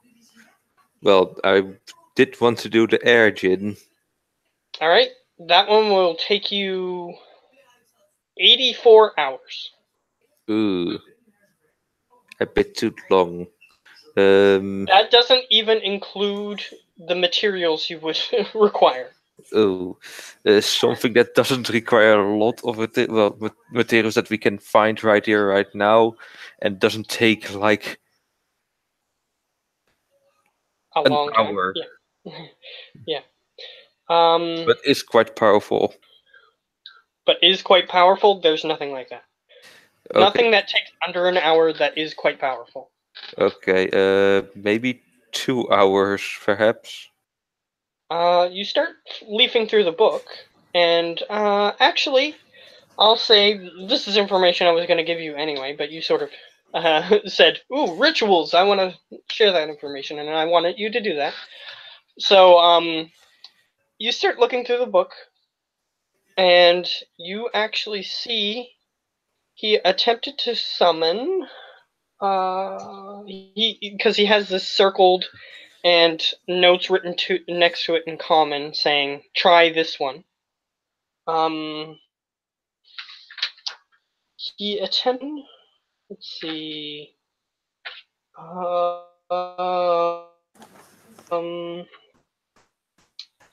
He attempted. Book claims is a ritual for summoning an ancient paladin. Sounds interesting. It says try this one, which I can get you to roll an intelligence check if you're not sure what I'm trying to hint at, but I'm trying to hint at something here. Yeah, I'm going for intelligence check. Just to make this go a little bit quicker.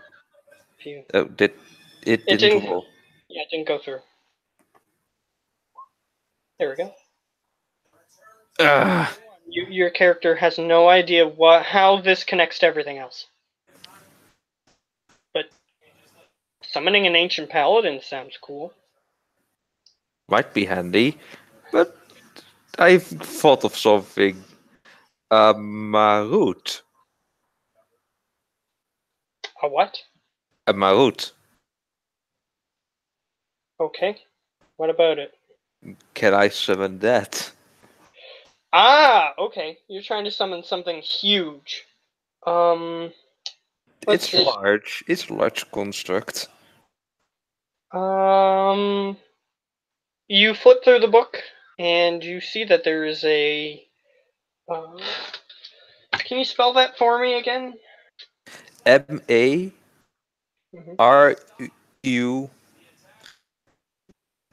MARUT. I don't know if that's in the basic book. Is it No, it's something? Mordecai's Tome of Foes. Do you perhaps have that? I can link you something. I'm just looking for it so that way I can see. Oh, Yeah, they're it's angels. They're angels? no. Well, they're lawful neutral. They're Which like. is what angels are, technically. Do They're you lawful have? neutral.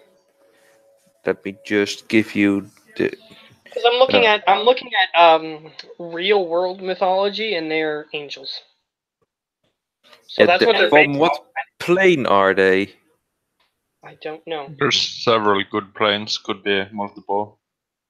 Yeah, Yeah. this. Yeah, I know. I know about the Marut. That's why I suggested it's a plane of order. Yes. No, not the Which- plane of order. That's just mechanics, constructs, modrons. Yeah, he is from there. Interesting. Well, there are similar constructs, though none by that specific name.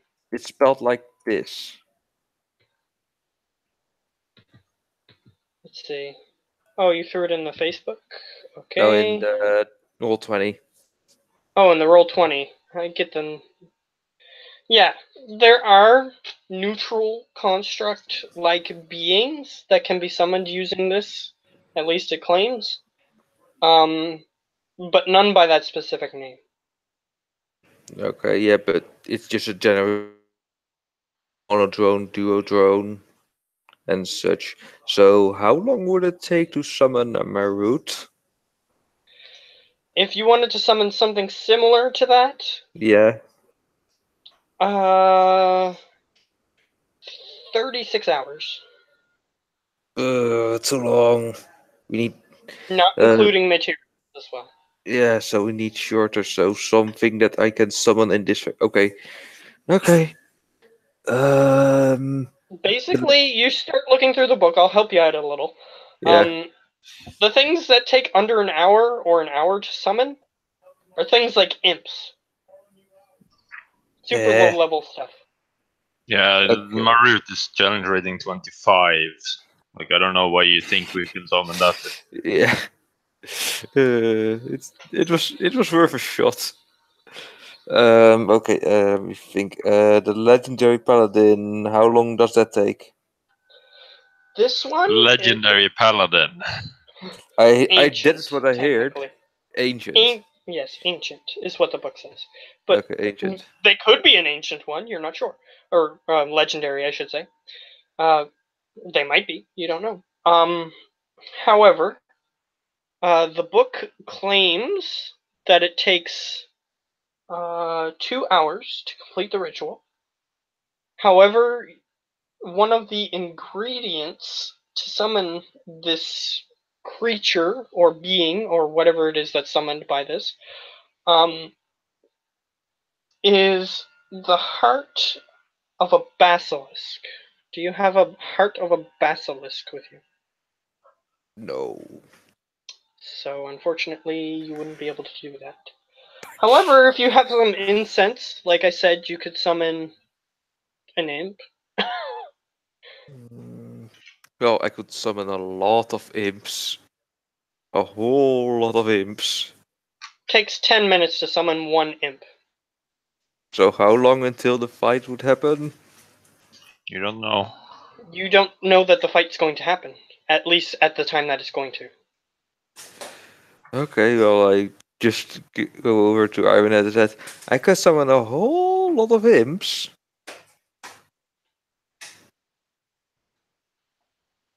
And Like, all it maybe. requires is one stick of incense and some chalk.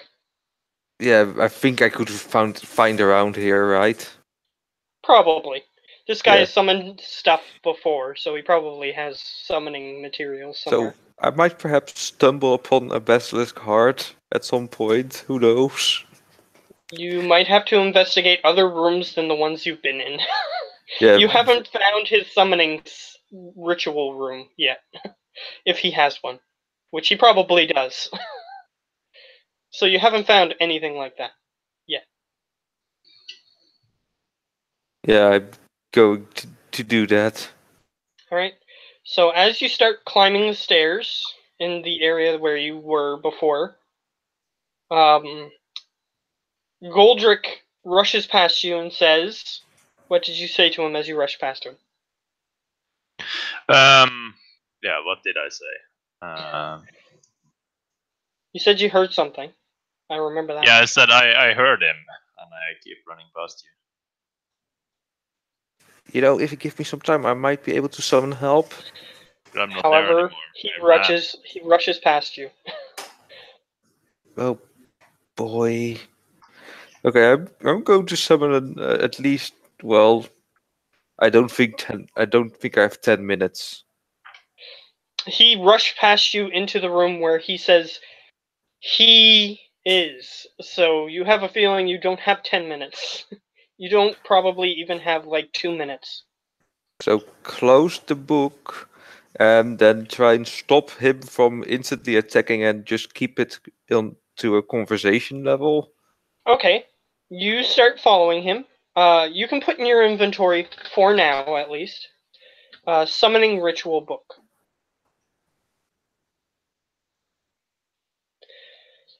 And you can put in brackets, written in Infernal if you want. Yeah. Because it might be helpful to you later if you still have it. Either way, you continue after him. And you push open a door that he just pushed open and closed behind himself as he was rushing past. and he's going down a servant's corridor that you in particular haven't seen before, and he just rushes down the hallway. I just follow him, and I try to keep an eye for anything that might be useful to me, like a basilisk card, for example. Well, you're currently in a hallway full of closed doors, so you can try to open them as you go past if you want. Yeah, just push them quickly open and try to see if I can spot something that looks like a heart. Alright, you push them open. Nothing immediate. At least not in this hallway. I just keep looking around in the rooms while trying to keep up with Ironhead. Alright, as you look forward, it appears that Ironhead is currently standing in a different hallway through a room that you haven't gone through yet, and is currently having a conversation with somebody that you can't currently see. So just try and find the basilisk card, and if he's going to attack, just try and get to him as quick as I can. Alright, I guess he's going to allow the conversation to happen the way that it happened. So, you hear him mention something about you're working for that guy that you were supposed to frame, and you sort of are just glancing through the rooms, not really seeing much, and then you hear him say, "We're actually here to kill you." And then you start hearing a scuffle in the room, in the hallway. As I hear him say, "We're actually here to kill you," Rick actually just drops his book. Drops the book Well, like, what? The book is technically in your inventory, so. Yeah. So whatever he's holding, he just drops on the floor like, what? And that happens, so roll initiative. Yeah. I did 19. You'll have to edit your character token because it was already in there, unfortunately. Now I gotta go back to the page that I was on, which luckily wasn't far from where I was. Or you can just delete the old one. Yeah, because there's 2 Goldrakes. Oh, there's 2 Goldricks? Yeah. Yeah. Oh, interesting. Goodbye. Number 8 Goldrick. What about Runk? I don't see Runk. I only see 1 Runk. That's good. Oh, and it's his. It's the actual one. Okay, cool. So monster stuff. Where's his initiative stuff? Oh, he only has a +2. Well, that's great.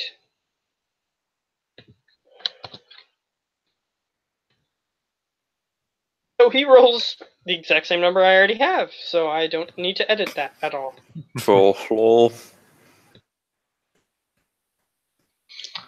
Alright. So I say we're here to kill him and attack. There. 14 and 28. Alright. 14 definitely misses. However, 28 hits. You rolled 26. No, it was just a delayed. So. Okay. And I can reroll the damage. And he needs to roll a con save, does he not? Yeah. Good thing his con is 13. So yeah, he takes 11 damage. Cool! I have another calculator with some damage on it still, and that's still in effect technically. So, you said 11? Yeah. Okay, just making sure I wrote the right number down. He takes 11 damage, and he sort of just gets hit and sort of acts like you pushed his shoulder slightly as you hit him pretty much as hard as you can. And then he just looks up at you. So he came here to kill me, did he? Yeah, I'm too busy hitting at this point, so I'm shouting out something in Dwarvish. Okay. Okay. So Does he speak Dwarvish? he speaks Infernal and telepathy, actually. Okay, so then no, it doesn't matter. Yeah. He just hears you yelling loudly. That's pretty much Yeah. all he needs to know. Plus, some devils can sometimes learn other languages, so it's not Yeah, that's like why it's I out asked. of. It's not like it's out of the realm of possibility. That's why So- I asked, because I would have said the specifics then. However, he doesn't understand you. And Runk, Runk just watches it happen and goes like, "Oh, come on." do you get any closer? Well, You're can I? technically in a different hallway, and there's a room and another hallway that you would have to go through in order to, or go to, in order to see what's happening. Yeah, and I don't think I can actually hit our target right now. You can move. Yeah, I'm going to get moving and get in such a position when I can hit our target. Okay, you are currently standing in what looks like a master bedroom, and you look down the hallway. You see a guy who looks exactly like the man in the painting, except for his face is like all ripped to shreds. Like his lower lip is completely ripped off, and his upper lip is half ripped off, and his eyes are glowing red, and his So Runk hair is is just all not matted. going to attack and says, "Oh, come on, man. Can't we just one time just talk it out?" And the creature actually looks up and says, "Why don't you just listen to your friend? This might end badly for you."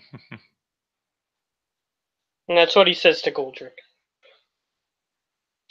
Either way, Runk, what are you doing? You're within range. I just get closer, trying to apologize to the sir and hold out the book to him that I found it, not wanting to steal it or seem bad, just trying to actually have a conversation. Okay. He seems interested in you talking, however, he is currently being hit by a warhammer. So, he goes to his turn, and he sees that one of the people in this group are currently willing to parley. Therefore, he is not going to immediately kill your friend. Let's see. So what can he do? You guys are immune to fear, correct? No, not all devils get that. I have, as long as he is my ally. Or I have an ally nearby. Okay. And Runk, does your devil have fear immunity? Let me see. Bar.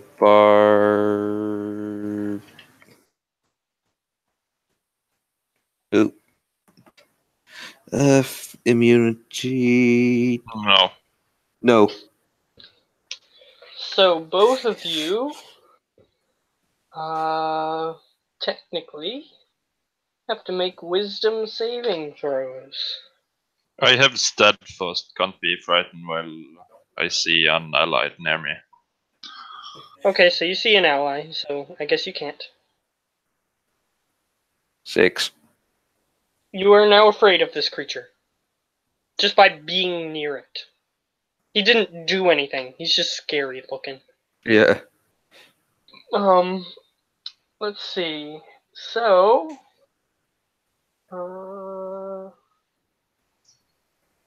he doesn't inherently have the abilities that I'm looking for. However, actually, he has an ability that I can use in a way. So he looks at Goldrick and he says, "Just stop." He waves his hand in front of you. And you need to make. I don't want to Wisdom reveal save. them. I don't want to reveal the name of the ability, so I'm just gonna look it up. Oh god, I have deja vu again. He could try and stop him, and he can't stop him. Just gets macked. Oh, like as a player information, I don't. If we parley with this, we are both dead. If we don't kill it within 2 days. That's So, true. there is But no you parleying. he could, in theory, get it into a more vulnerable position. Yeah, so that's one thing, but like you can't talk peace to everything when you enter the A contract like this. Yeah, a contract with a devil. Yeah. However, It wasn't a blood contract.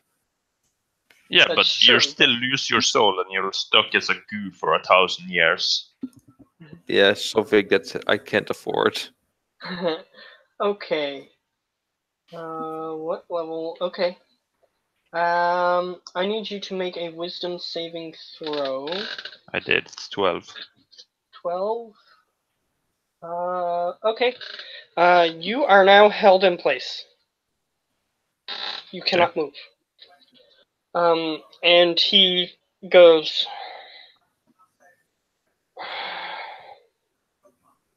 foolish mortal.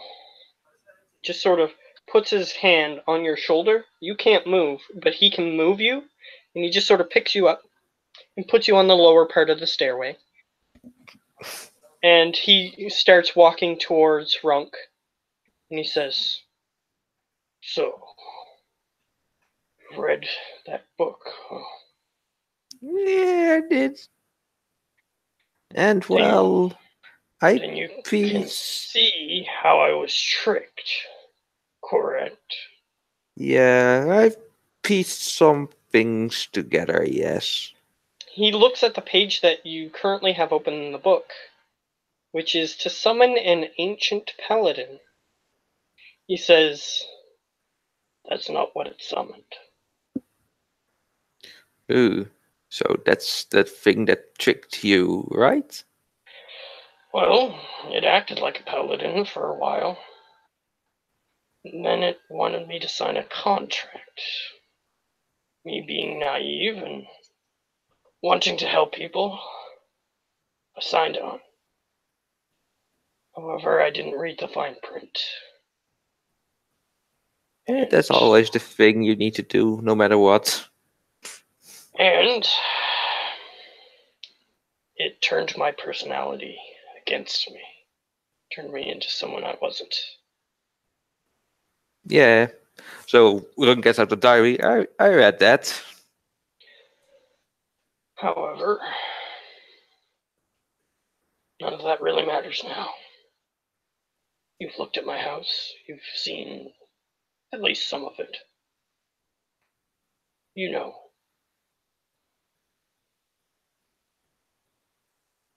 I know. That's Yes. all he says for that statement, unless if you Yeah. don't want to say anything.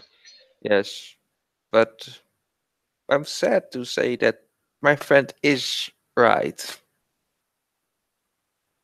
We Oh, do have to set a kill you because we did sign a contract to kill you. Otherwise, we would be, well, those mushy little creatures for 1,000 I get new years. saves after each turn, right? let's see. Yeah, because they usually give you new saves after each turn. I'll just roll up you.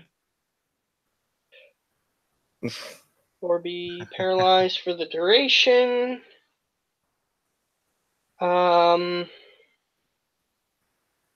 At the end of each of its turns. Yes, correct. So I'll let you roll 2 more, at least. Okay, 2 more. Which And is it 7 and lasts a 7. minute. Oh, okay. Oh, God.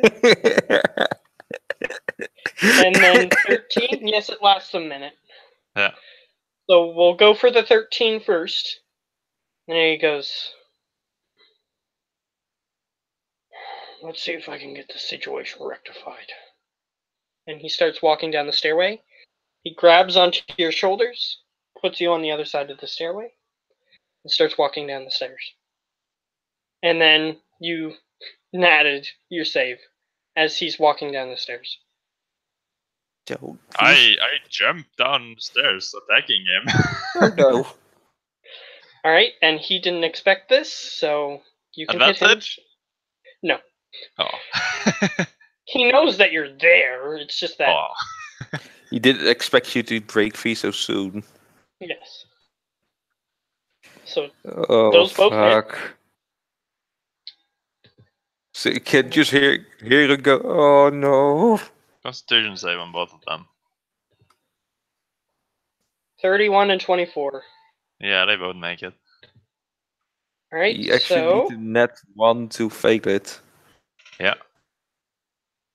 so how much damage? we got? 28. All right. And as you hit him, Wait. You said he touched me. no, he didn't touch you. Okay, just wanted to say. He touched Goldrick to move him out of the way Yeah. both times. And since Goldrick took his turn, it is now Runk's turn. So it goes like, oh no. Why? What do you do? I'm You just have to damage it if you want to have any chance at anything. well. This man seems very reasonable at talking, so I'm trusting it. Okay. What do you want to do? It's your turn. Well, You can use it for whatever you want. I'm not gonna believe it to say this.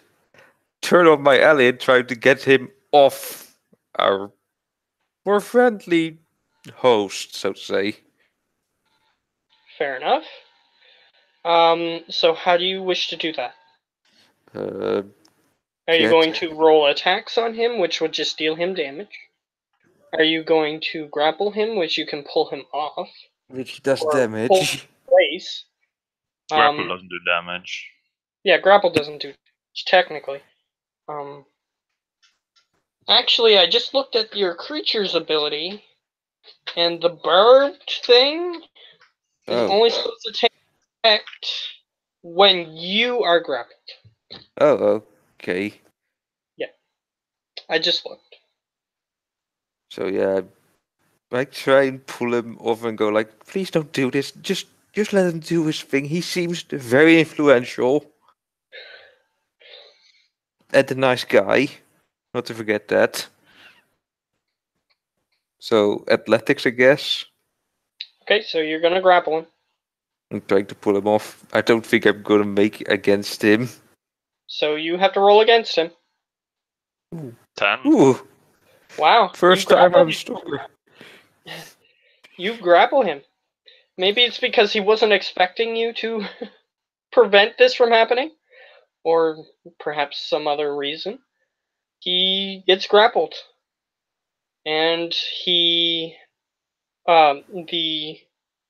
red man, unless if you do anything else with your turn, do you attempt to pull him away, like further away? Yeah, just go try pull him. Well, Okay, so if he isn't there's going to attack, there's a is. 5-foot square, because Mhm. you moved a little bit to get to him, and then you're moving at half movement to move him away. So I'll say you're 5 feet away. Between Goldrick and the creature, it continues walking down the stairs. So Rogue says, "I'm so terribly sorry about my friend, but he's more the kind of guy that says you get a you can get a point A, you get a point B. There's no point C anymore inside." He goes, fine, I'll help you out. Wisdom save. Wisdom save. Him. On your part. Yeah, 5. Goldrick. Gosh. You are stuck in place again. You can't move. I'll just roll 10 to see when it ends. So, 1, 2. So Oh, there it is. after 3 turns. Okay. So he is frozen in place, and he goes, well, I'm just gonna open the portal then. And he walks to the bottom of the stairs, and he gets to the door, the front door, and he just circles his finger around, opening a portal, and that's when you got the natural one. And he just goes through. The portal is still open. So Rogue just he says, "I'm gonna open portal." So Rogue just is like for us, or well, he just takes Goldrick with him, so it's gonna be like dragging along. Alright, so I'll say that in the 2 turns you reach the outside of the portal. And Goldrick, you are now regained control of your body. And you see the portal is open. Still need to get free from my grapple. Technically, yes, he is still grappled. So I ask you, are you still gonna prevent me from killing this thing as well?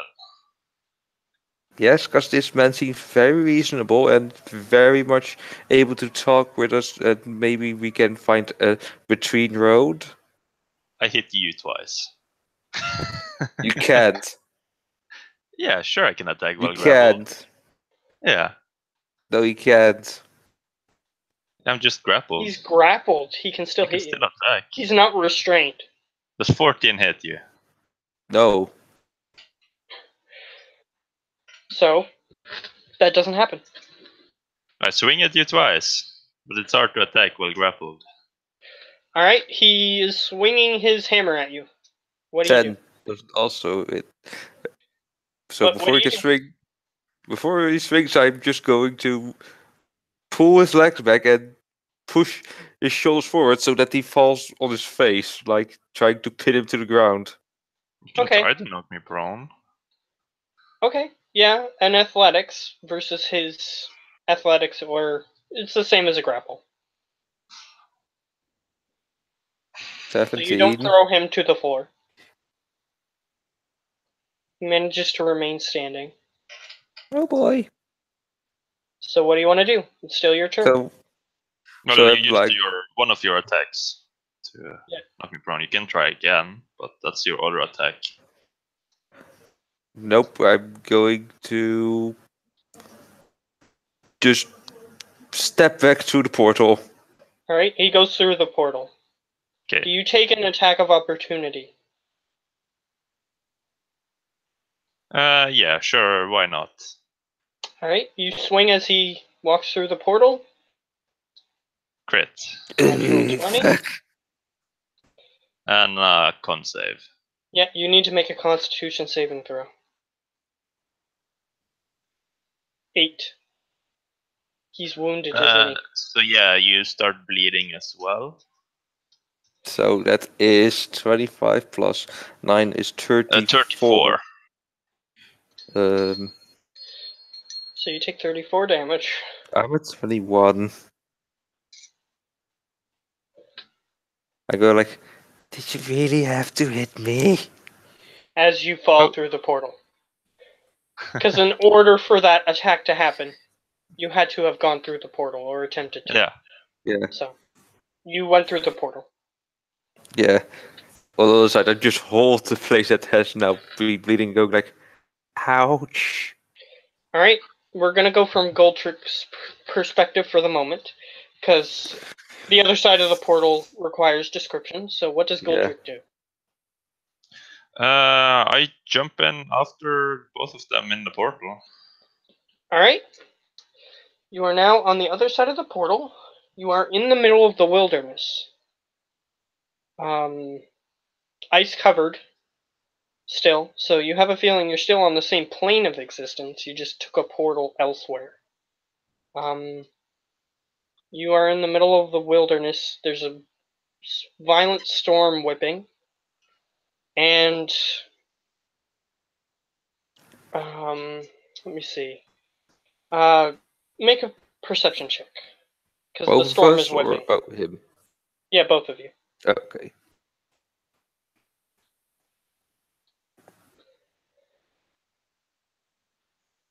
$11. Alright, here's what you see. You see the portal close after Goldrick goes through.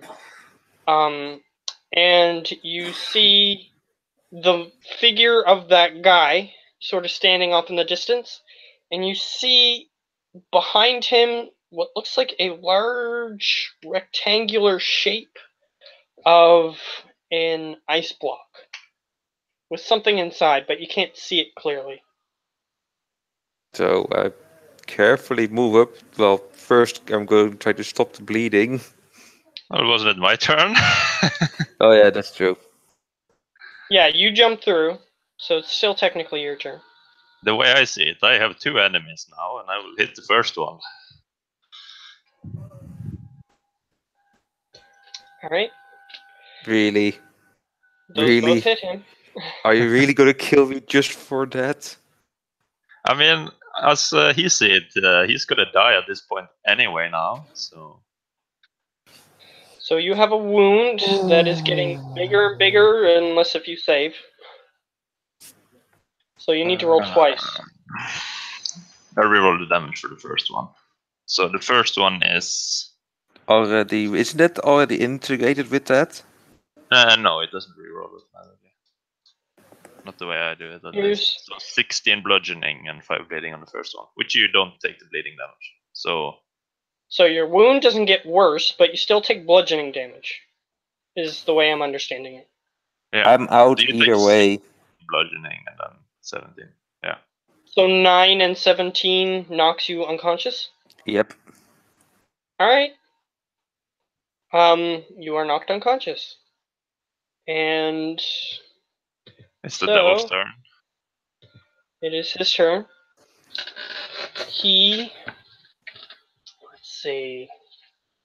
You're still technically unconscious, you're not dead. Yeah. So, this is why I needed my second book. So,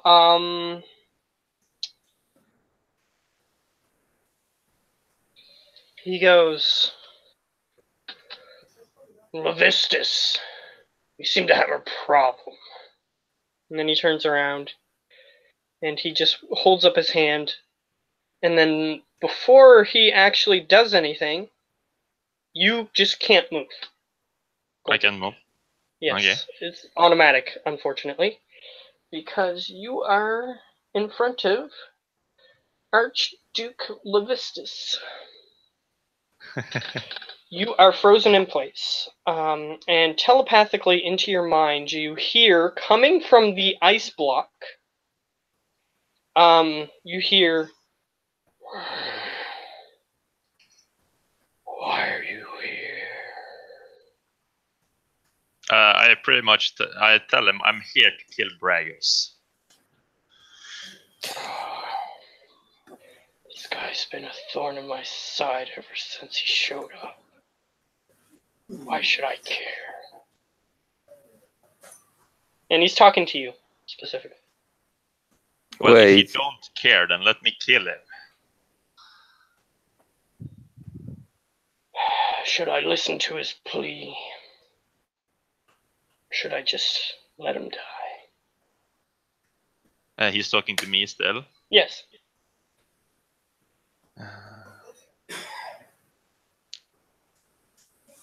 So what he's asking if he should listen to Braggers' plea. Yes, Bragus, which is the guy who you've been sent to kill. Bragus is basically saying we have a problem, and he wants the Archduke to basically do it for him. Yeah, so I'm telling I'm telling, why should you waste your time helping your subordinates? You're right. He is quite inconsequential, though he thinks he is quite powerful. Too bad I can't react to it. You can sense that he is sort of motioning you towards your downed friend, and he says, if I just kill this guy, do you think your friend will cooperate?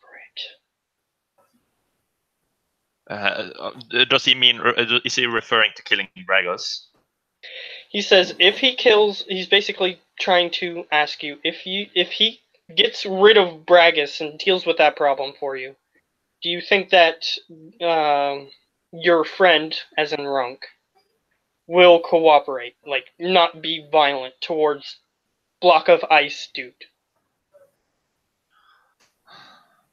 Well, I tell him he doesn't have it in him to be violent, which is why I got rid of him. You sense a faint glow coming from the the block of ice. Slight purple tinge. Still unclear the shape that's within the block of ice, but it's obvious that it's quite powerful. Either way, the larger standing creature sort of just backs up a bit and says, "No, why are you doing this to me? Why are you, but how did you know?" And then the block of ice telepathically speaks to you and says, "Good work in bringing him towards me. Never thought I'd actually get close enough to read his thoughts." That's what he says to you, Goldrick. The block of ice. I say, "You're welcome, but can I hit him now?" Basically asking to be released. That won't be necessary. As he begins to glow brighter and brighter and brighter, and the guy goes, "No! I'm so close!" And he says, "Grian, why aren't you helping me?" And he falls to one knee, and he says, "There it is. He revealed his true loyalty." And you hear a loud cracking sound coming from the person in front of you. You see his body twist in unnatural positions, and then he collapses. You are now able to move. That was Bragos who just died, right? Yes. Yeah, okay. However, Runk is on the ground, unconscious. And I'll say, Runk, you need to make 2 more death saving throws. Oh, thanks, please. 1 fail. 2 fails. Oh my goodness. I told you so. You lie there, and he goes, you hear the Archduke say, Where is it? Where is it? To you, Goldrick. Where is what? Your friend. He seems missing. Yeah, a hammer will do that to you. Well, let me see. I do want to thank you for bringing this traitor to my attention. Stroke up all the credits. Stroke it up. Just stroke it up. And he goes, let me see if I can reach further than my normal. And the figure within the block of ice continues glowing brighter. And he goes, who was it you made this deal with? Do you remember their names? They didn't give you their names. I tell it. Their names were on the contract, actually. So I should get those. Okay. So if you remember the contract, which your character probably I wouldn't would. remember the contract. Their name was there. What devils were they? Was it a pit fiend and ice devil or ice spider or whatever they're called? The 2 that you were working with, based on the descriptions you give him, he tells you that one was a pit fiend, and the other was a bone devil. Okay. And I tell them that I didn't read too much into it. I just wanted to kill something at that point. Here's the name of the pit fiend. Zelmamoth. Sal? I'll put the proper spelling in the chat. of I the can already see that Ironhead will make a very good demon. or devil. Just devil. technically. The devil. Yeah, I'm not a demon. I'm not fully chaotic. I just had enough, and I realized I was gonna die. Or that's the way I saw it, at least. All right, so here's the name of the second one. So the first one was the name of the pit fiend, Zelmammon. The Yeah. second one is Jaron. And you know that how these contracts work. They just basically have names that they've given themselves. They're true names. If you know them, technically you have power over them. So they just give themselves names usually. So those are the names that they gave. Yeah. So you can say So that. then I don't tell this demon lord my name then, because he haven't even asked, so I'm probably insignificant. Well, he doesn't know. He doesn't know. And you know that you currently are a demon, or devil, Yeah. I should say. So, if you tell him your real name, Yeah, he'll I'm not gonna. he'll just control you forever, basically. Yeah. So, you might not want to do that. And I'll say that you signed in pseudonyms. I'll say that you knew that when you signed the contracts. Yeah. So, either way, so you tell him the contract makers? Yeah. He goes, these guys were quite devious, finding loopholes in our contracts. However, they shouldn't be punished for this, for as a result, they brought me a traitor. So, I'll attempt to contact them. Do you know what level they were on? We are first. Looking for the book to see the actual name of the level, but I know it's the second one. Yeah, Diff. Yeah, this. Alright, he goes. And you see the bright purple glow. And then it fades. And he goes, seems that they have a surprise for you. Bring the body. Okay. I try to pick up the body. You succeed in doing so. Not which body are you trying to pick up? He meant the body of your friend. Okay, because I thought the other one. Yeah, I take away the body of Ron then. All right, you pick up his body, and he says, "They trust me. They know he's dead. Your contract is fulfilled. Return to them." And his glow subsides. I nod and I start leaving the area wherever I can. All right.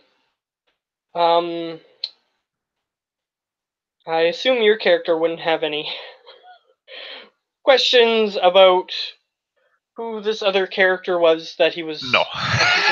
and all those stuff. So No either way, technically there is lore for it in the book, so you can look at it. Either way, you start heading back. You realize you don't have payment for the ferryman. Well, it can't take too long, otherwise I'm dead. Technically, you are dead, but Oh yeah. tomato, tomato, potato, potato. So where am I currently? You are in the middle of the wilderness. You don't know where you are. You've never seen this location. Okay. So I'm gonna. You can ask that guy for help if you want.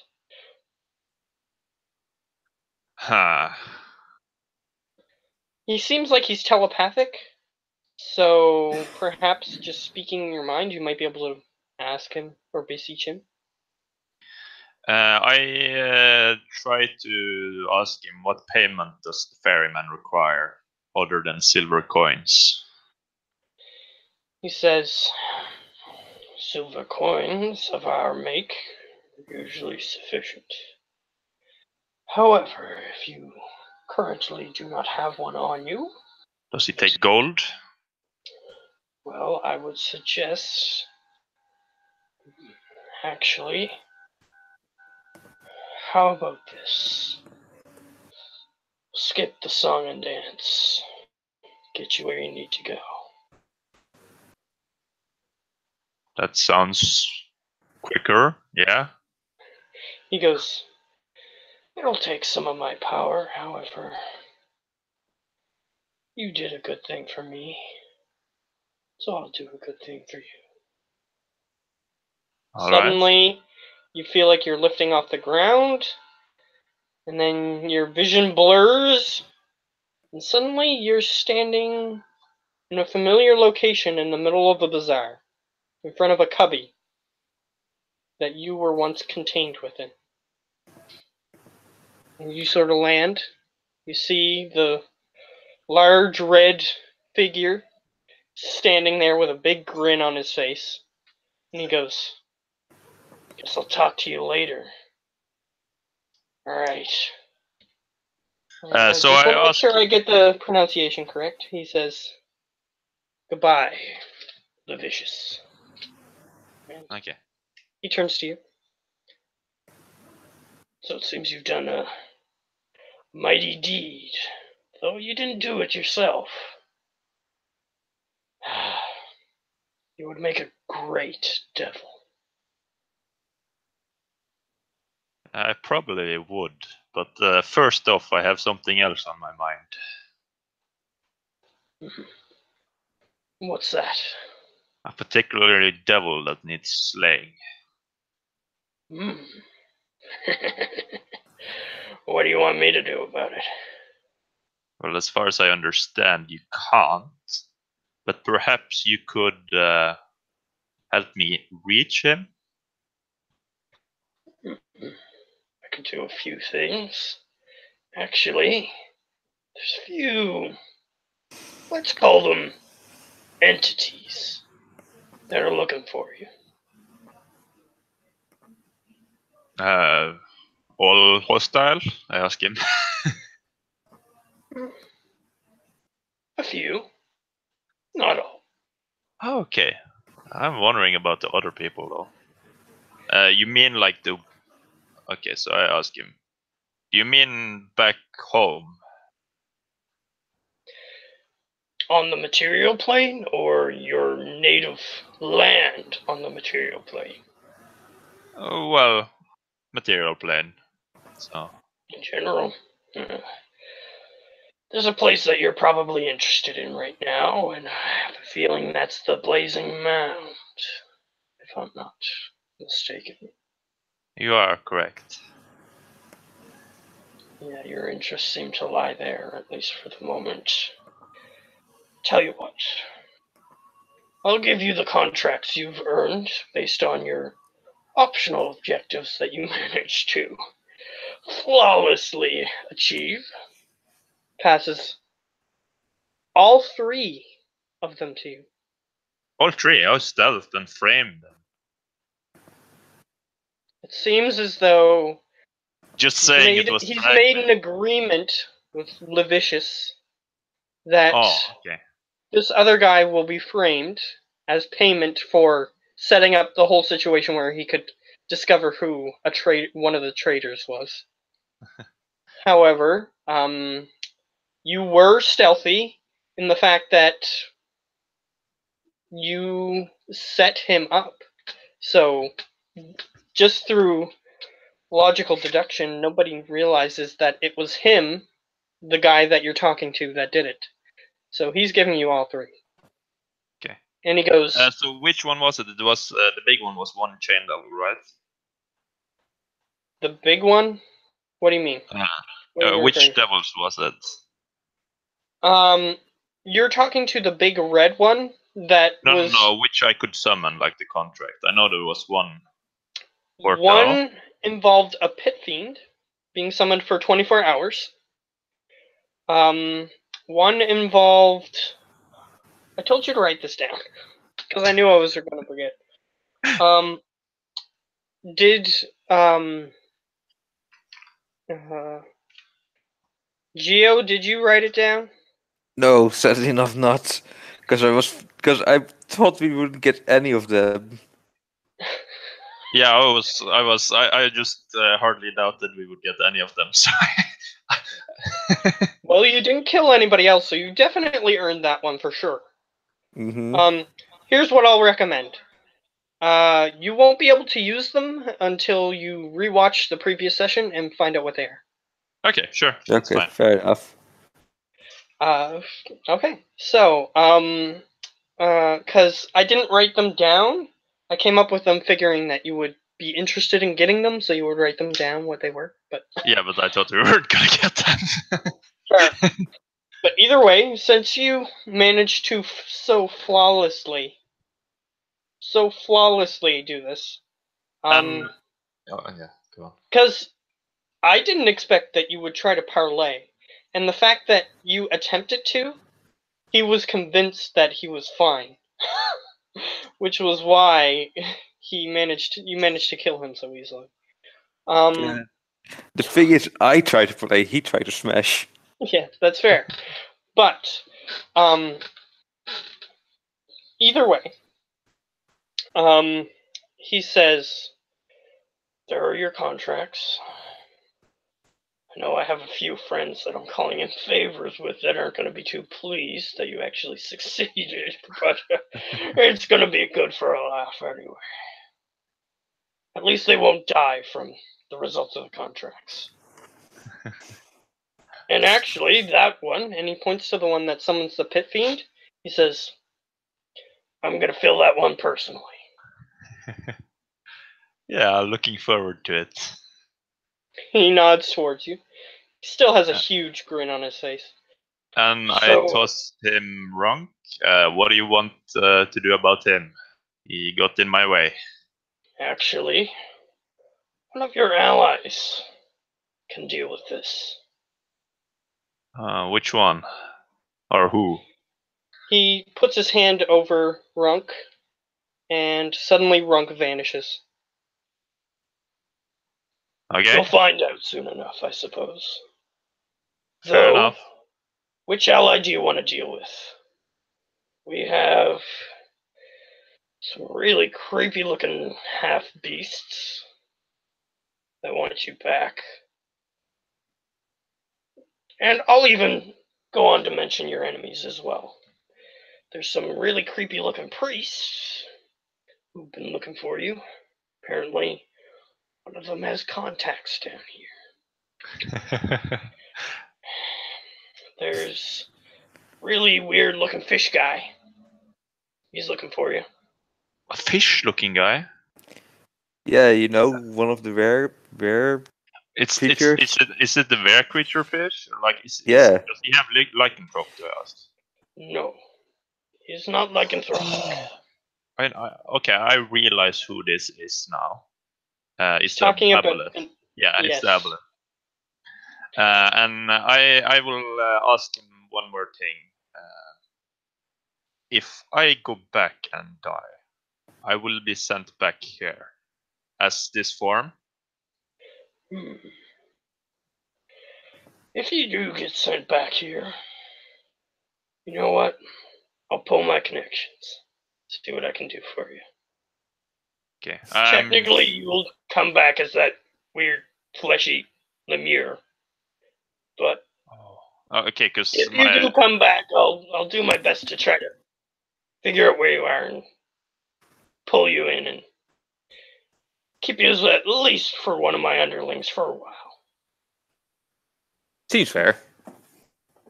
I mean, that's a better deal than you're going to get with anybody else. Yeah. I mean, you get the form, you get to kill everything you want. And you get to help him out with his schemes, so... Win-win. Really. So yeah. I'll tell him... and there was another group of people that was looking for you. I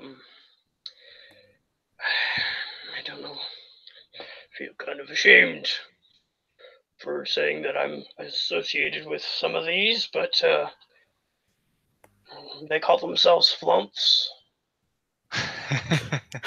No way.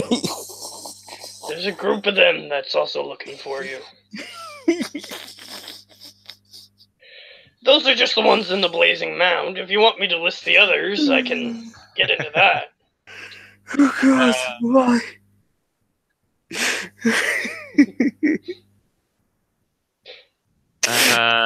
No, I Send think you I'm. to any one of these groups. By the way. Yeah, I'm thinking to myself, what would be the best place to be sent? Because if I don't go to the werewolves, I'll have a hard time tracking them. The amulet I know where is. And the flumps, like, why would I? Apparently, they're looking for you. For whatever I believe reason. him, but so yeah, I ask him to. Before I say anything, when I reappear, would I still keep this form, or will I be? I'm basically asking, am I still a devil up there? Because I'm assuming I'm still a devil because I died. You know what? We modified your weapon. You can keep the weapon. However, that magical tentacly beard is gonna go away. You're gonna have your native form. As long as it's a beard, I'll be fine. You know what? How long do you want it to be? I want to have problems walking. Tell him. He goes, oh, so longer. Alright. He sort of just glances back, and you see that there are other lemures within his cubby at this point. And he goes, he grabs one of them and he says, spending this on you. And you see the creature going in his grasp. And he goes, you're going to owe me one when you get back down here. If you do. Also about that, how do I collect them? Is there any way to collect them back up? Well, sometimes there's some not very smart or not very powerful devils who will send incursions of these creatures onto your plane. And if you capture one and bring it back to me, I'll consider your debt repaid. Okay, because I was basically asking how if there was any way to take souls from other people. He goes, it's kind of an ability that we have. By the way, you tried messing around with that guy's house, right? Which house? He's talking about the house of the guy that you just got killed. Okay. Yeah, I was there for a while. You tried stealing souls of the frozen things in there? No, I just hit them and they ran away scared. You Oh, did I meant try. the frozen humanoid things. Oh yeah, I tried to crush one to see what happened. You thought he didn't try that himself? I don't know. I'm used to this thing. I suppose so. And he actually just sort of leans across the road and goes, hey, I'm cashing in. I need that favor. This guy wants to be customized when he goes back. And the weird guy, he's like a little hunched over black creature that has wings. And he goes, alright. And he puts the lemure to the side. And then he hops over his little stand and he goes, whenever you're ready, I'll sculpt your flesh in a desired pattern. Yeah, I'm ready. So technically you can come back appearing however you wish. I just don't want my face. You have to be a dwarf. You have to be a dwarf. Yeah. I basically want to be a dwarf, but the beard goes down and it goes around my shoulders. So I'm basically wearing a cloak of beard. Right. All the way down to my legs.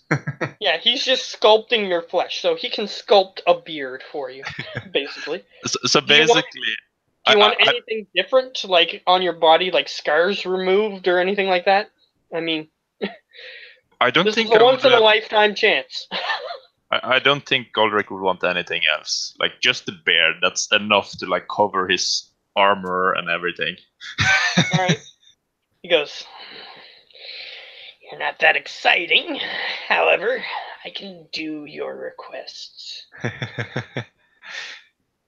And he actually starts molding your body back into a dwarf here.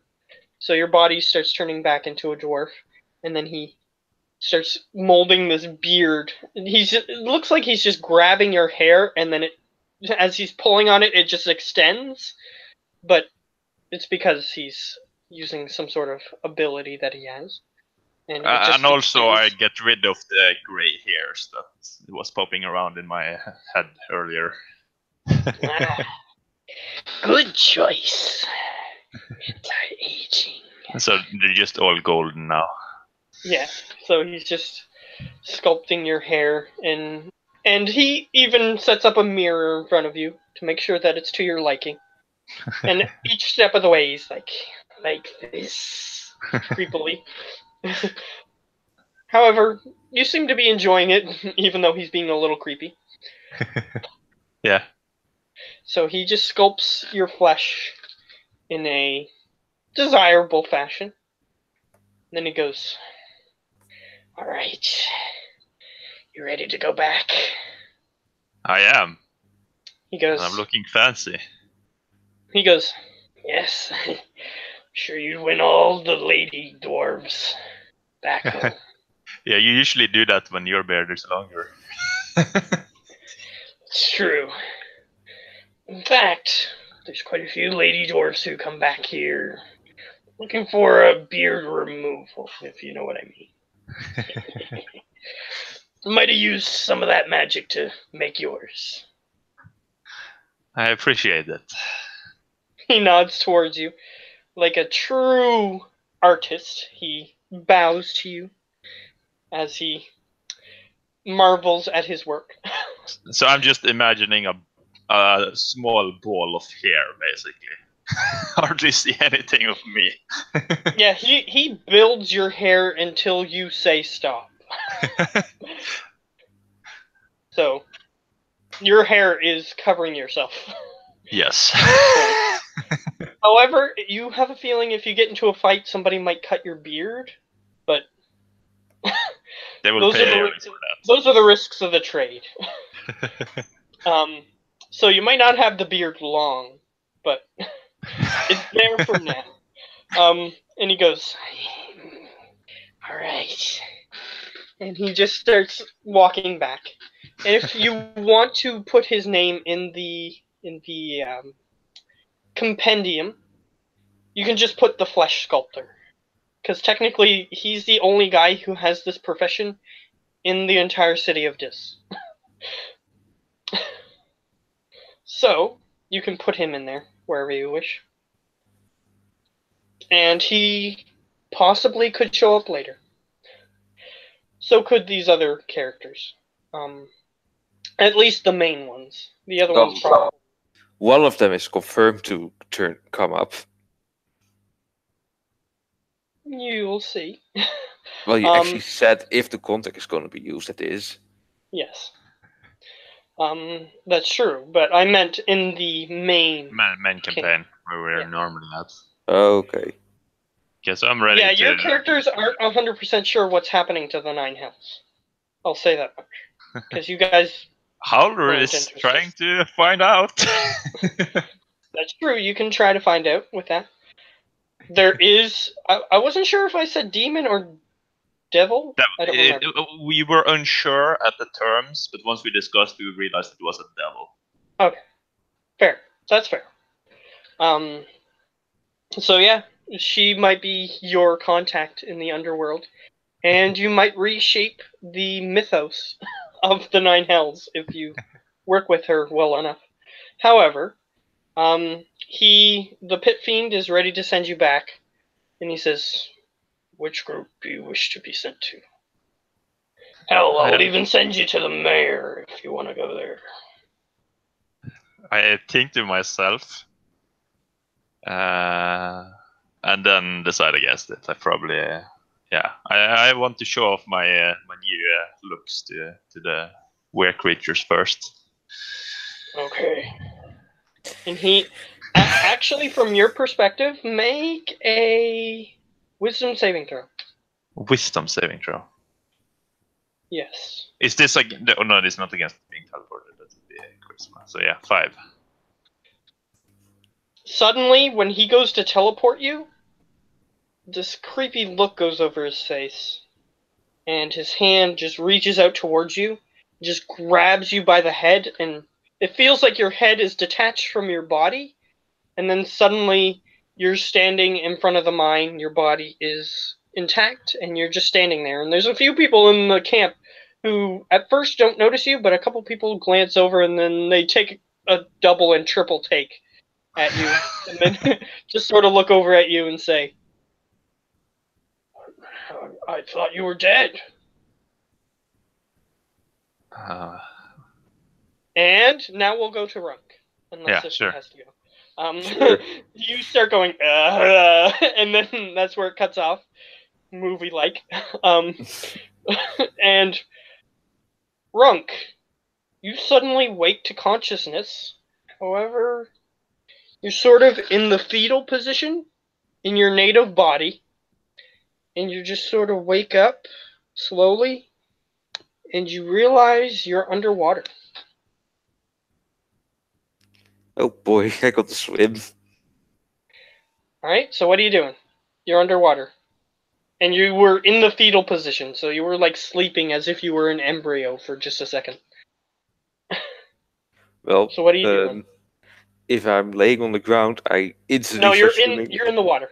You're completely submerged. Yeah, so if I'm at the bottom, so the water is the bottom. You don't see the bottom, you see water all around you. You see the bottom, but you're not on the bottom. So I start swimming the opposite side of the bottom and start going up. Alright, and as you do so, you are quickly intercepted by a familiar fish-like creature. And it looks down at you and says, "What'd you do to get killed?"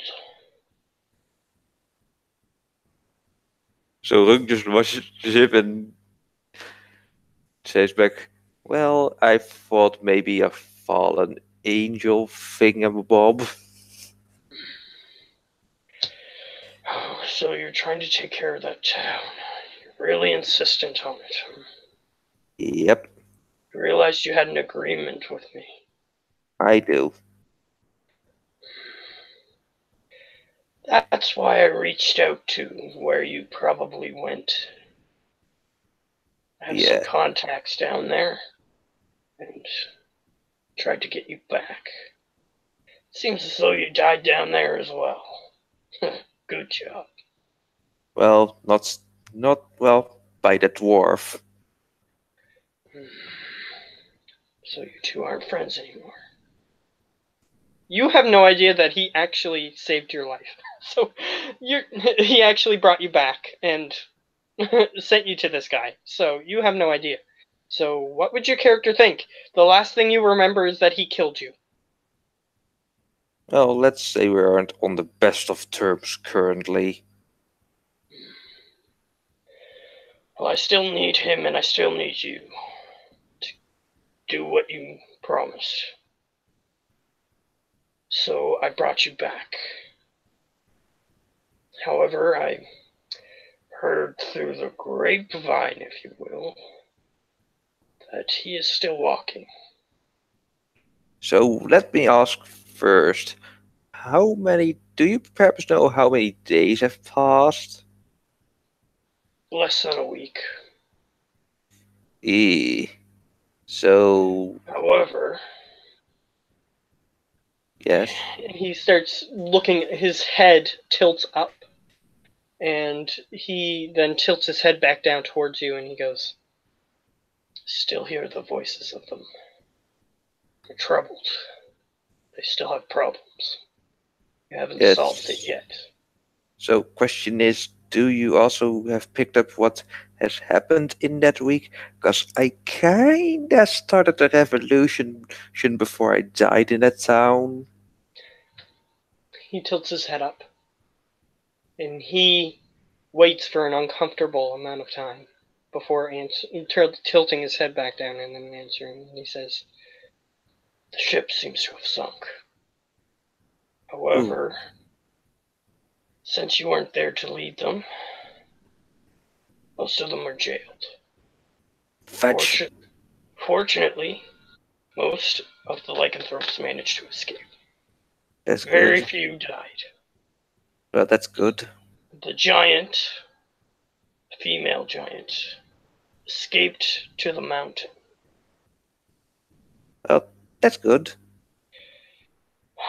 And he glances up and he says, and then he glances back down and then responds and he says,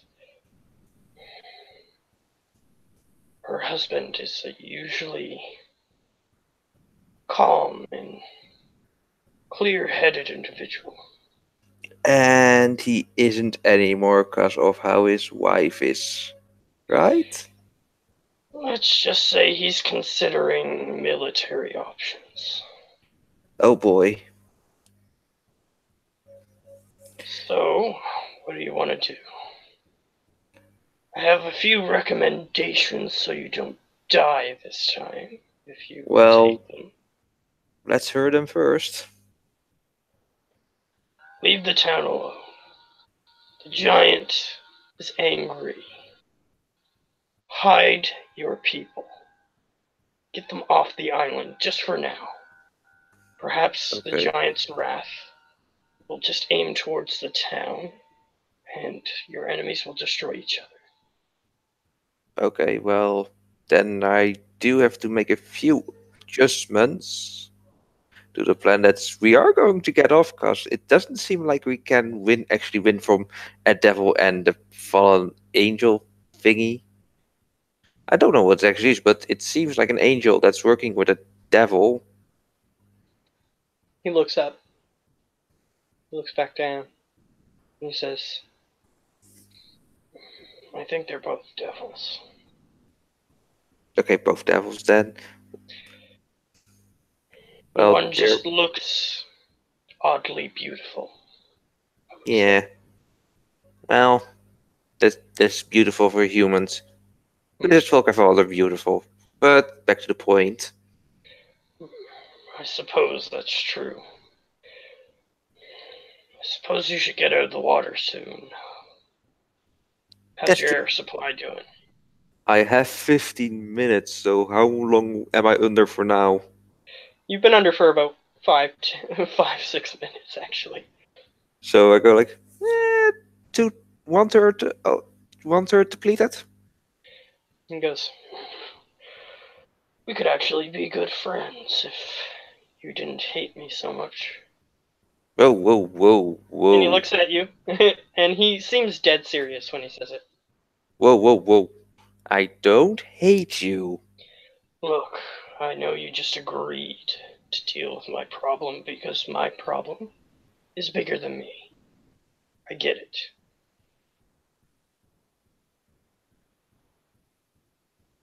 So you're saying that I'm He's solving? basically saying that he's not a good aligned creature. However, he has a problem, and you see that the problem that he has is bigger than him. So that's what he's thinking that your line of thinking is. Well, our problem is actually nearly equal because we both have trouble from the town. The town usually doesn't come down here much. When they do, we don't have trouble. Let's just say. Yeah, but the town is getting bolder with those two devils in command, as you can notice. That's true. They would need to be dealt with after a while. True. Yeah, However, I do have confidence in my underworld contacts, let's just say. well, that's They good might to be know. able to help me with the Well, that's situation. good. Well, that's good to know. So yeah, so for the thing you said to escape, what I was planning is to get all lycanthropes off, and every human slash non-human of the island that's willing to come. You're willing to transform the whole island, or are you just No, taking them away? No. Not transform, just take them away. Okay. I was just trying to make sure I understood. I'm not going to force anyone to be a lycanthrope. I mean, it would be way better on the mainland than on this island, that's for sure. He looks up and then looks back down at you and says, seems like your companions have different ideas about willing transformation. What? Willing? Oh, gosh, you're kidding me, right? Basically, what he's hinting at is that they turned some of those those clerics into werewolves, basically. Oh, yeah, yeah, that was more kind of to teach them a lesson, because they just saw us as, well, beasts and nothing else. He looks up, glances back down. Their minds haven't changed. So your methodology is flawed. Oh, yeah, that's true. But isn't the thing of being, well, human-ish, human-like, to be flawed? You hear I wouldn't know what that's like. Because nothing is perfect. I mean, if I you will were... agree I'm not perfect. Otherwise I wouldn't be confined to water for most of my life. There you go. But I say every imperfection makes a perfection. I suppose there's a odd kind of wisdom to that. And he sort of just glances up and he says, seems he's arrived. Who? Your former friend. Oh, the dwarf. Impatient, just want to smash things. Just caught some stray thoughts. Well, I guess I have to go back up again. Don't worry. This time you've already cleared the path, as I'm pretty sure you're aware. Yeah, I mean, I hardly forget a path. Fair enough. I need you to do things for me. Therefore, I have brought you back. And as However, promised, I will do them. However, this is not for free. I bet ya. So the first one is pro bono. First mind flayer you kill is to settle this debt. just tell me the way and I will remember where to go and, well, hunt down these mind flares. Just come back to me when you're ready. And he, sort of like an octopus, he has tentacles around the front where a fish's gills would be, approximately there. He has a bunch of tentacles and then a long tail. His tentacles just move like an octopus's, and he just quickly moves away. So I go up to, well, not drown. Alright, you get to the surface and your lungs fill back to capacity. However, you're in an area that you weren't in before, because the area you were in before was milky white water. This area doesn't have that. Dang it. So from there, we'll switch, while your character starts to get his bearings, to Goldrick. You're like, standing in front of these lycanthropes. What do you do? So I ask him, how did you recognize me? They go, still see the top part of your face. Otherwise, you won't see us. I kind of take some of the hair and just. Yeah. But your eyes were technically uncovered when they saw you. Yeah. So that's Is how this better? they go,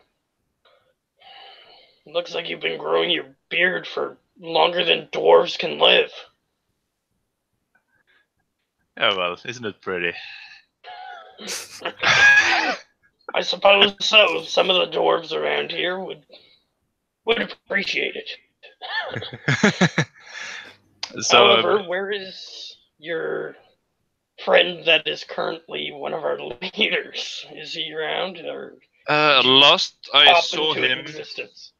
he was dead, but I believe somebody was taking care of that.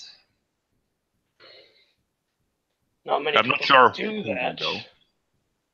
Not many people can do that. Nobody of our ranks can. That's for sure. But besides, I've come back here for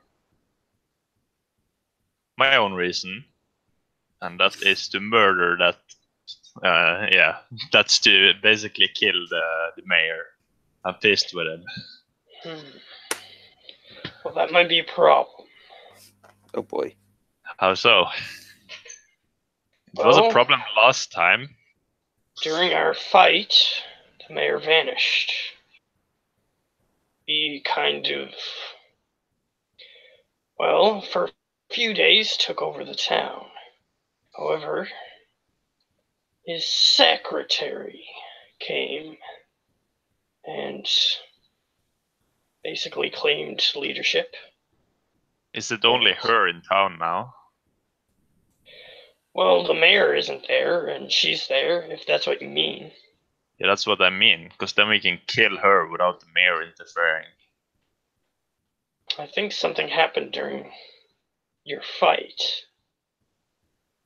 Most of the people who were in that room managed to escape before he... Well, let's just say the town hall is in a different state of repair than it was in last time you saw it. I recall you remember the failed saves he rolled. Yes, that's what they were talking about. There was Yeah. something weird with him before they managed to escape. It just tried to jar Ben's memory. All right. No, but he traded us for, like, because he got infected, he traded our souls, which is why we're not dead. That might explain why they vanished for a while. But they are both back now, or is it just her? She's the only one who is back at the moment.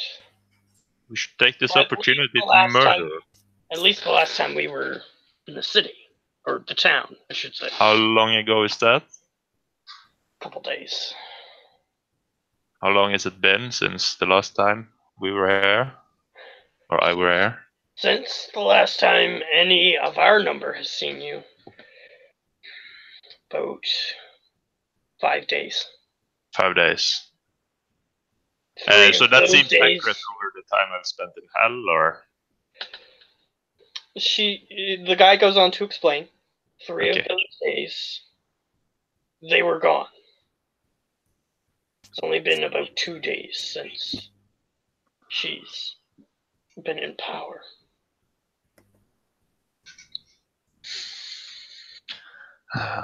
Well, I'm not gonna lose again. This time I brought some friends as well, and I take up the contract that summons one chain devil permanently. It was one chain devil or 1d4 of those bearded devils. Or wasn't it? It was something like that. Yeah. Something like that. That's close enough for now. Because it's not like you're going to use it right away. I don't think. Yeah, that's basically what I was gonna do. Like, Okay. I'll rip Yeah, up the one of them contract. was that you can permanently summon a chain devil if you wanted Yeah, to. so I'll take the one because it's easier to keep track of. Alright. You see suddenly the chain devil appear. A puff of flame, like a gout, comes out of the ground. It sort of looks like something is actually coming out of hell. And it sort of a gout of flame comes out of the ground, and then suddenly he climbs out of the ground.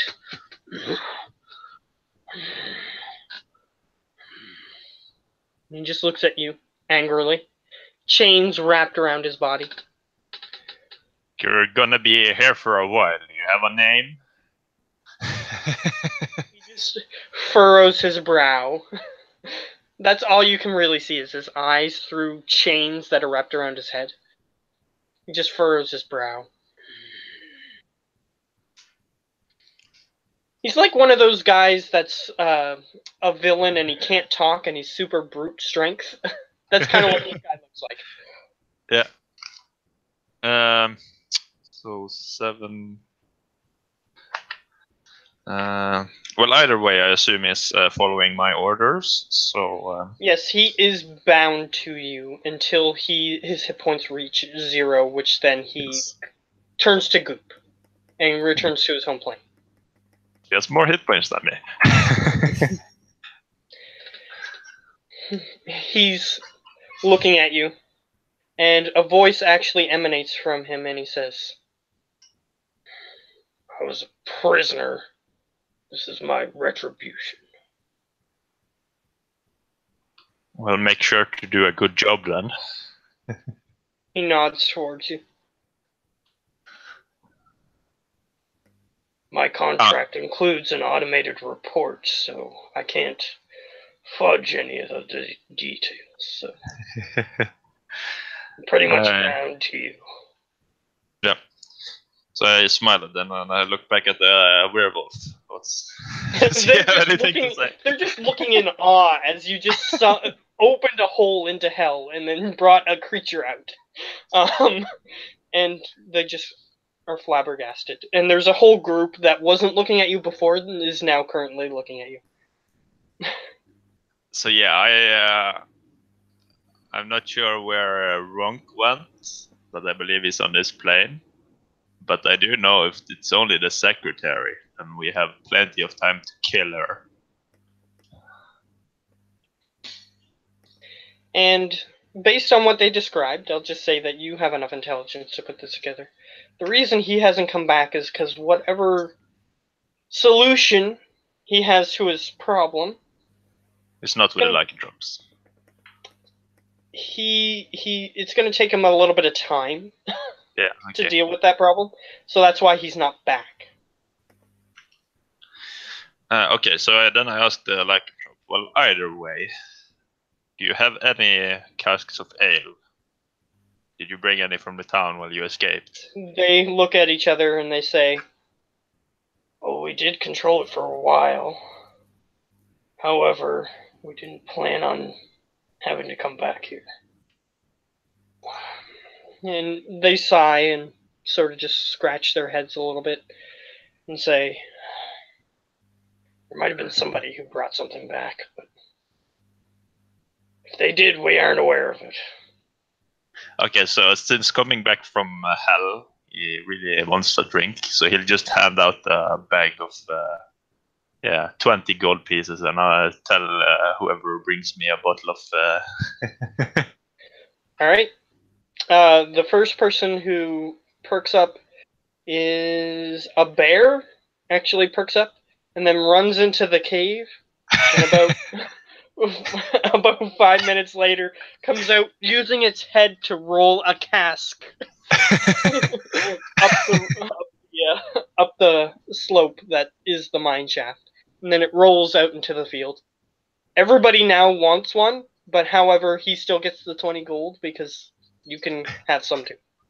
Yeah, I give him 20 gold and I motion to the chain devil if he wants some too, and I'm just relaxing because that was kind of exhausting the last 5 days.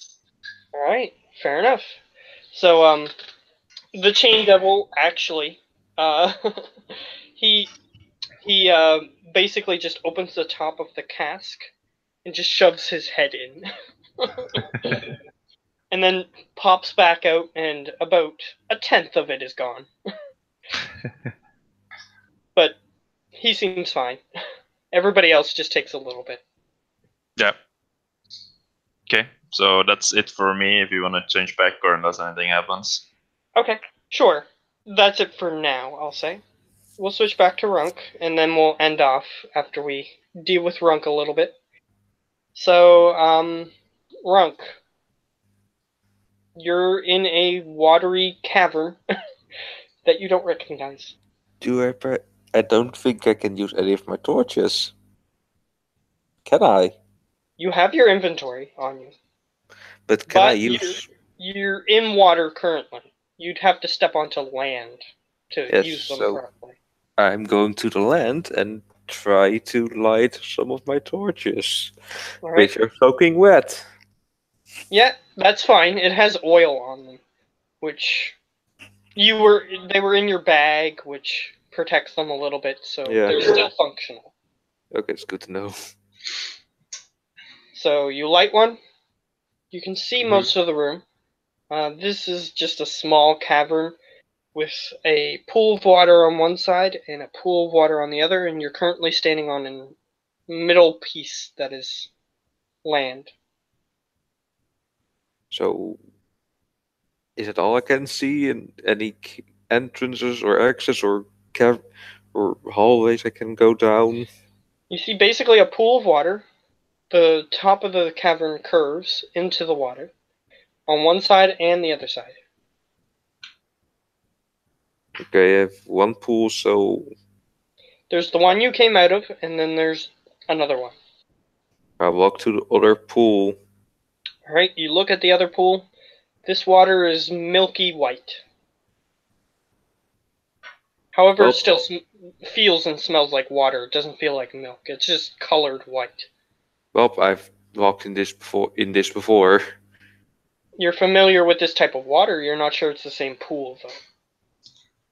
Yeah, But you can try it.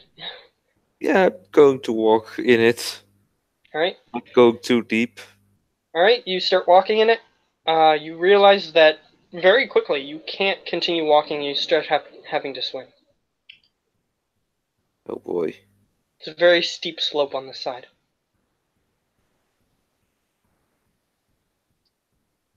I'm going to be blind if I'm going in the water because I can see. Alright, fair enough. So you hear a voice echoing your mind, which is the same voice. Hmm. It goes, "Oh, you seem to be having trouble." Yeah, I'm kinda don't have dark vision.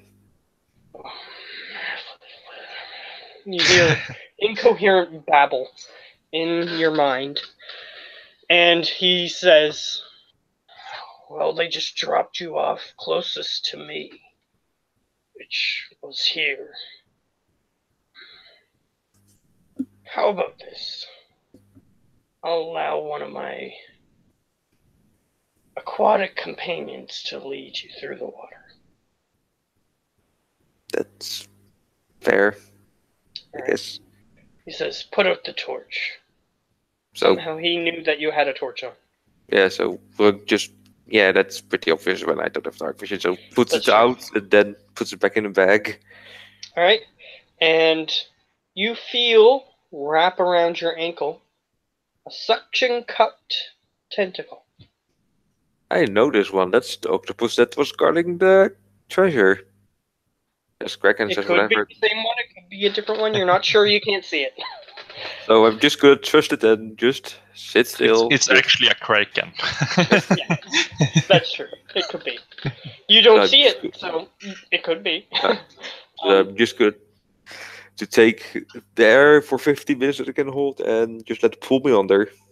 Alright. The tentacle begins to pull you.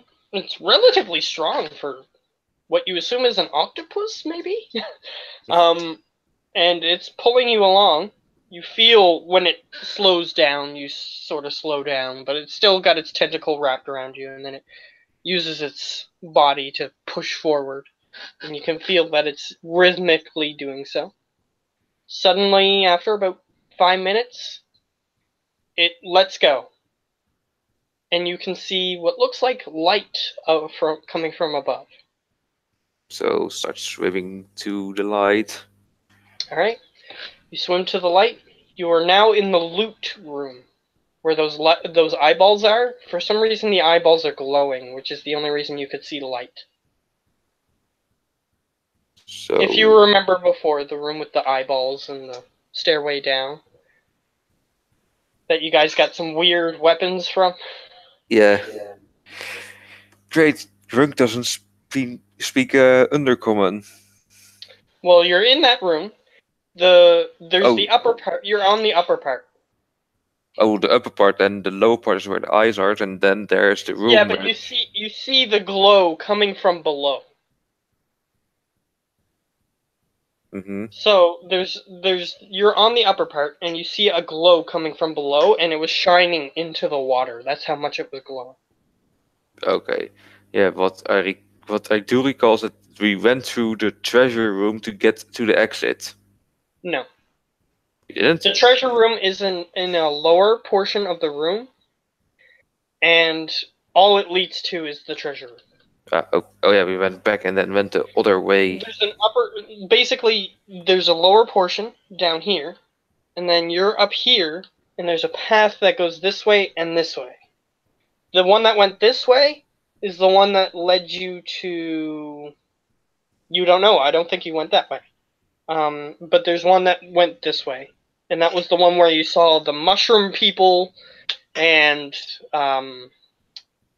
there was an alternate path up that way that led to Flonths.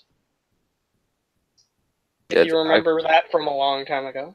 Yeah, I would recall because I have the Wanderer feat, so yeah. Yes, but I meant you as a player. You as a player remember. Yeah, I remember now, yeah.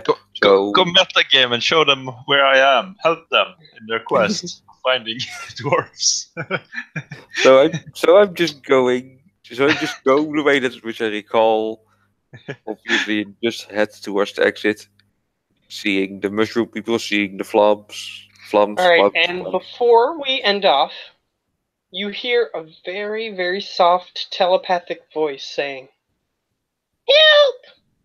I'm stuck." Oh boy. And that's where we're gonna end off. Don't say it. This has actually happened to Ben before, so he knows what's happening. Don't say it's stuck in a tiny spider web. Please be a tiny spider web. Either way, I am cutting the stream off.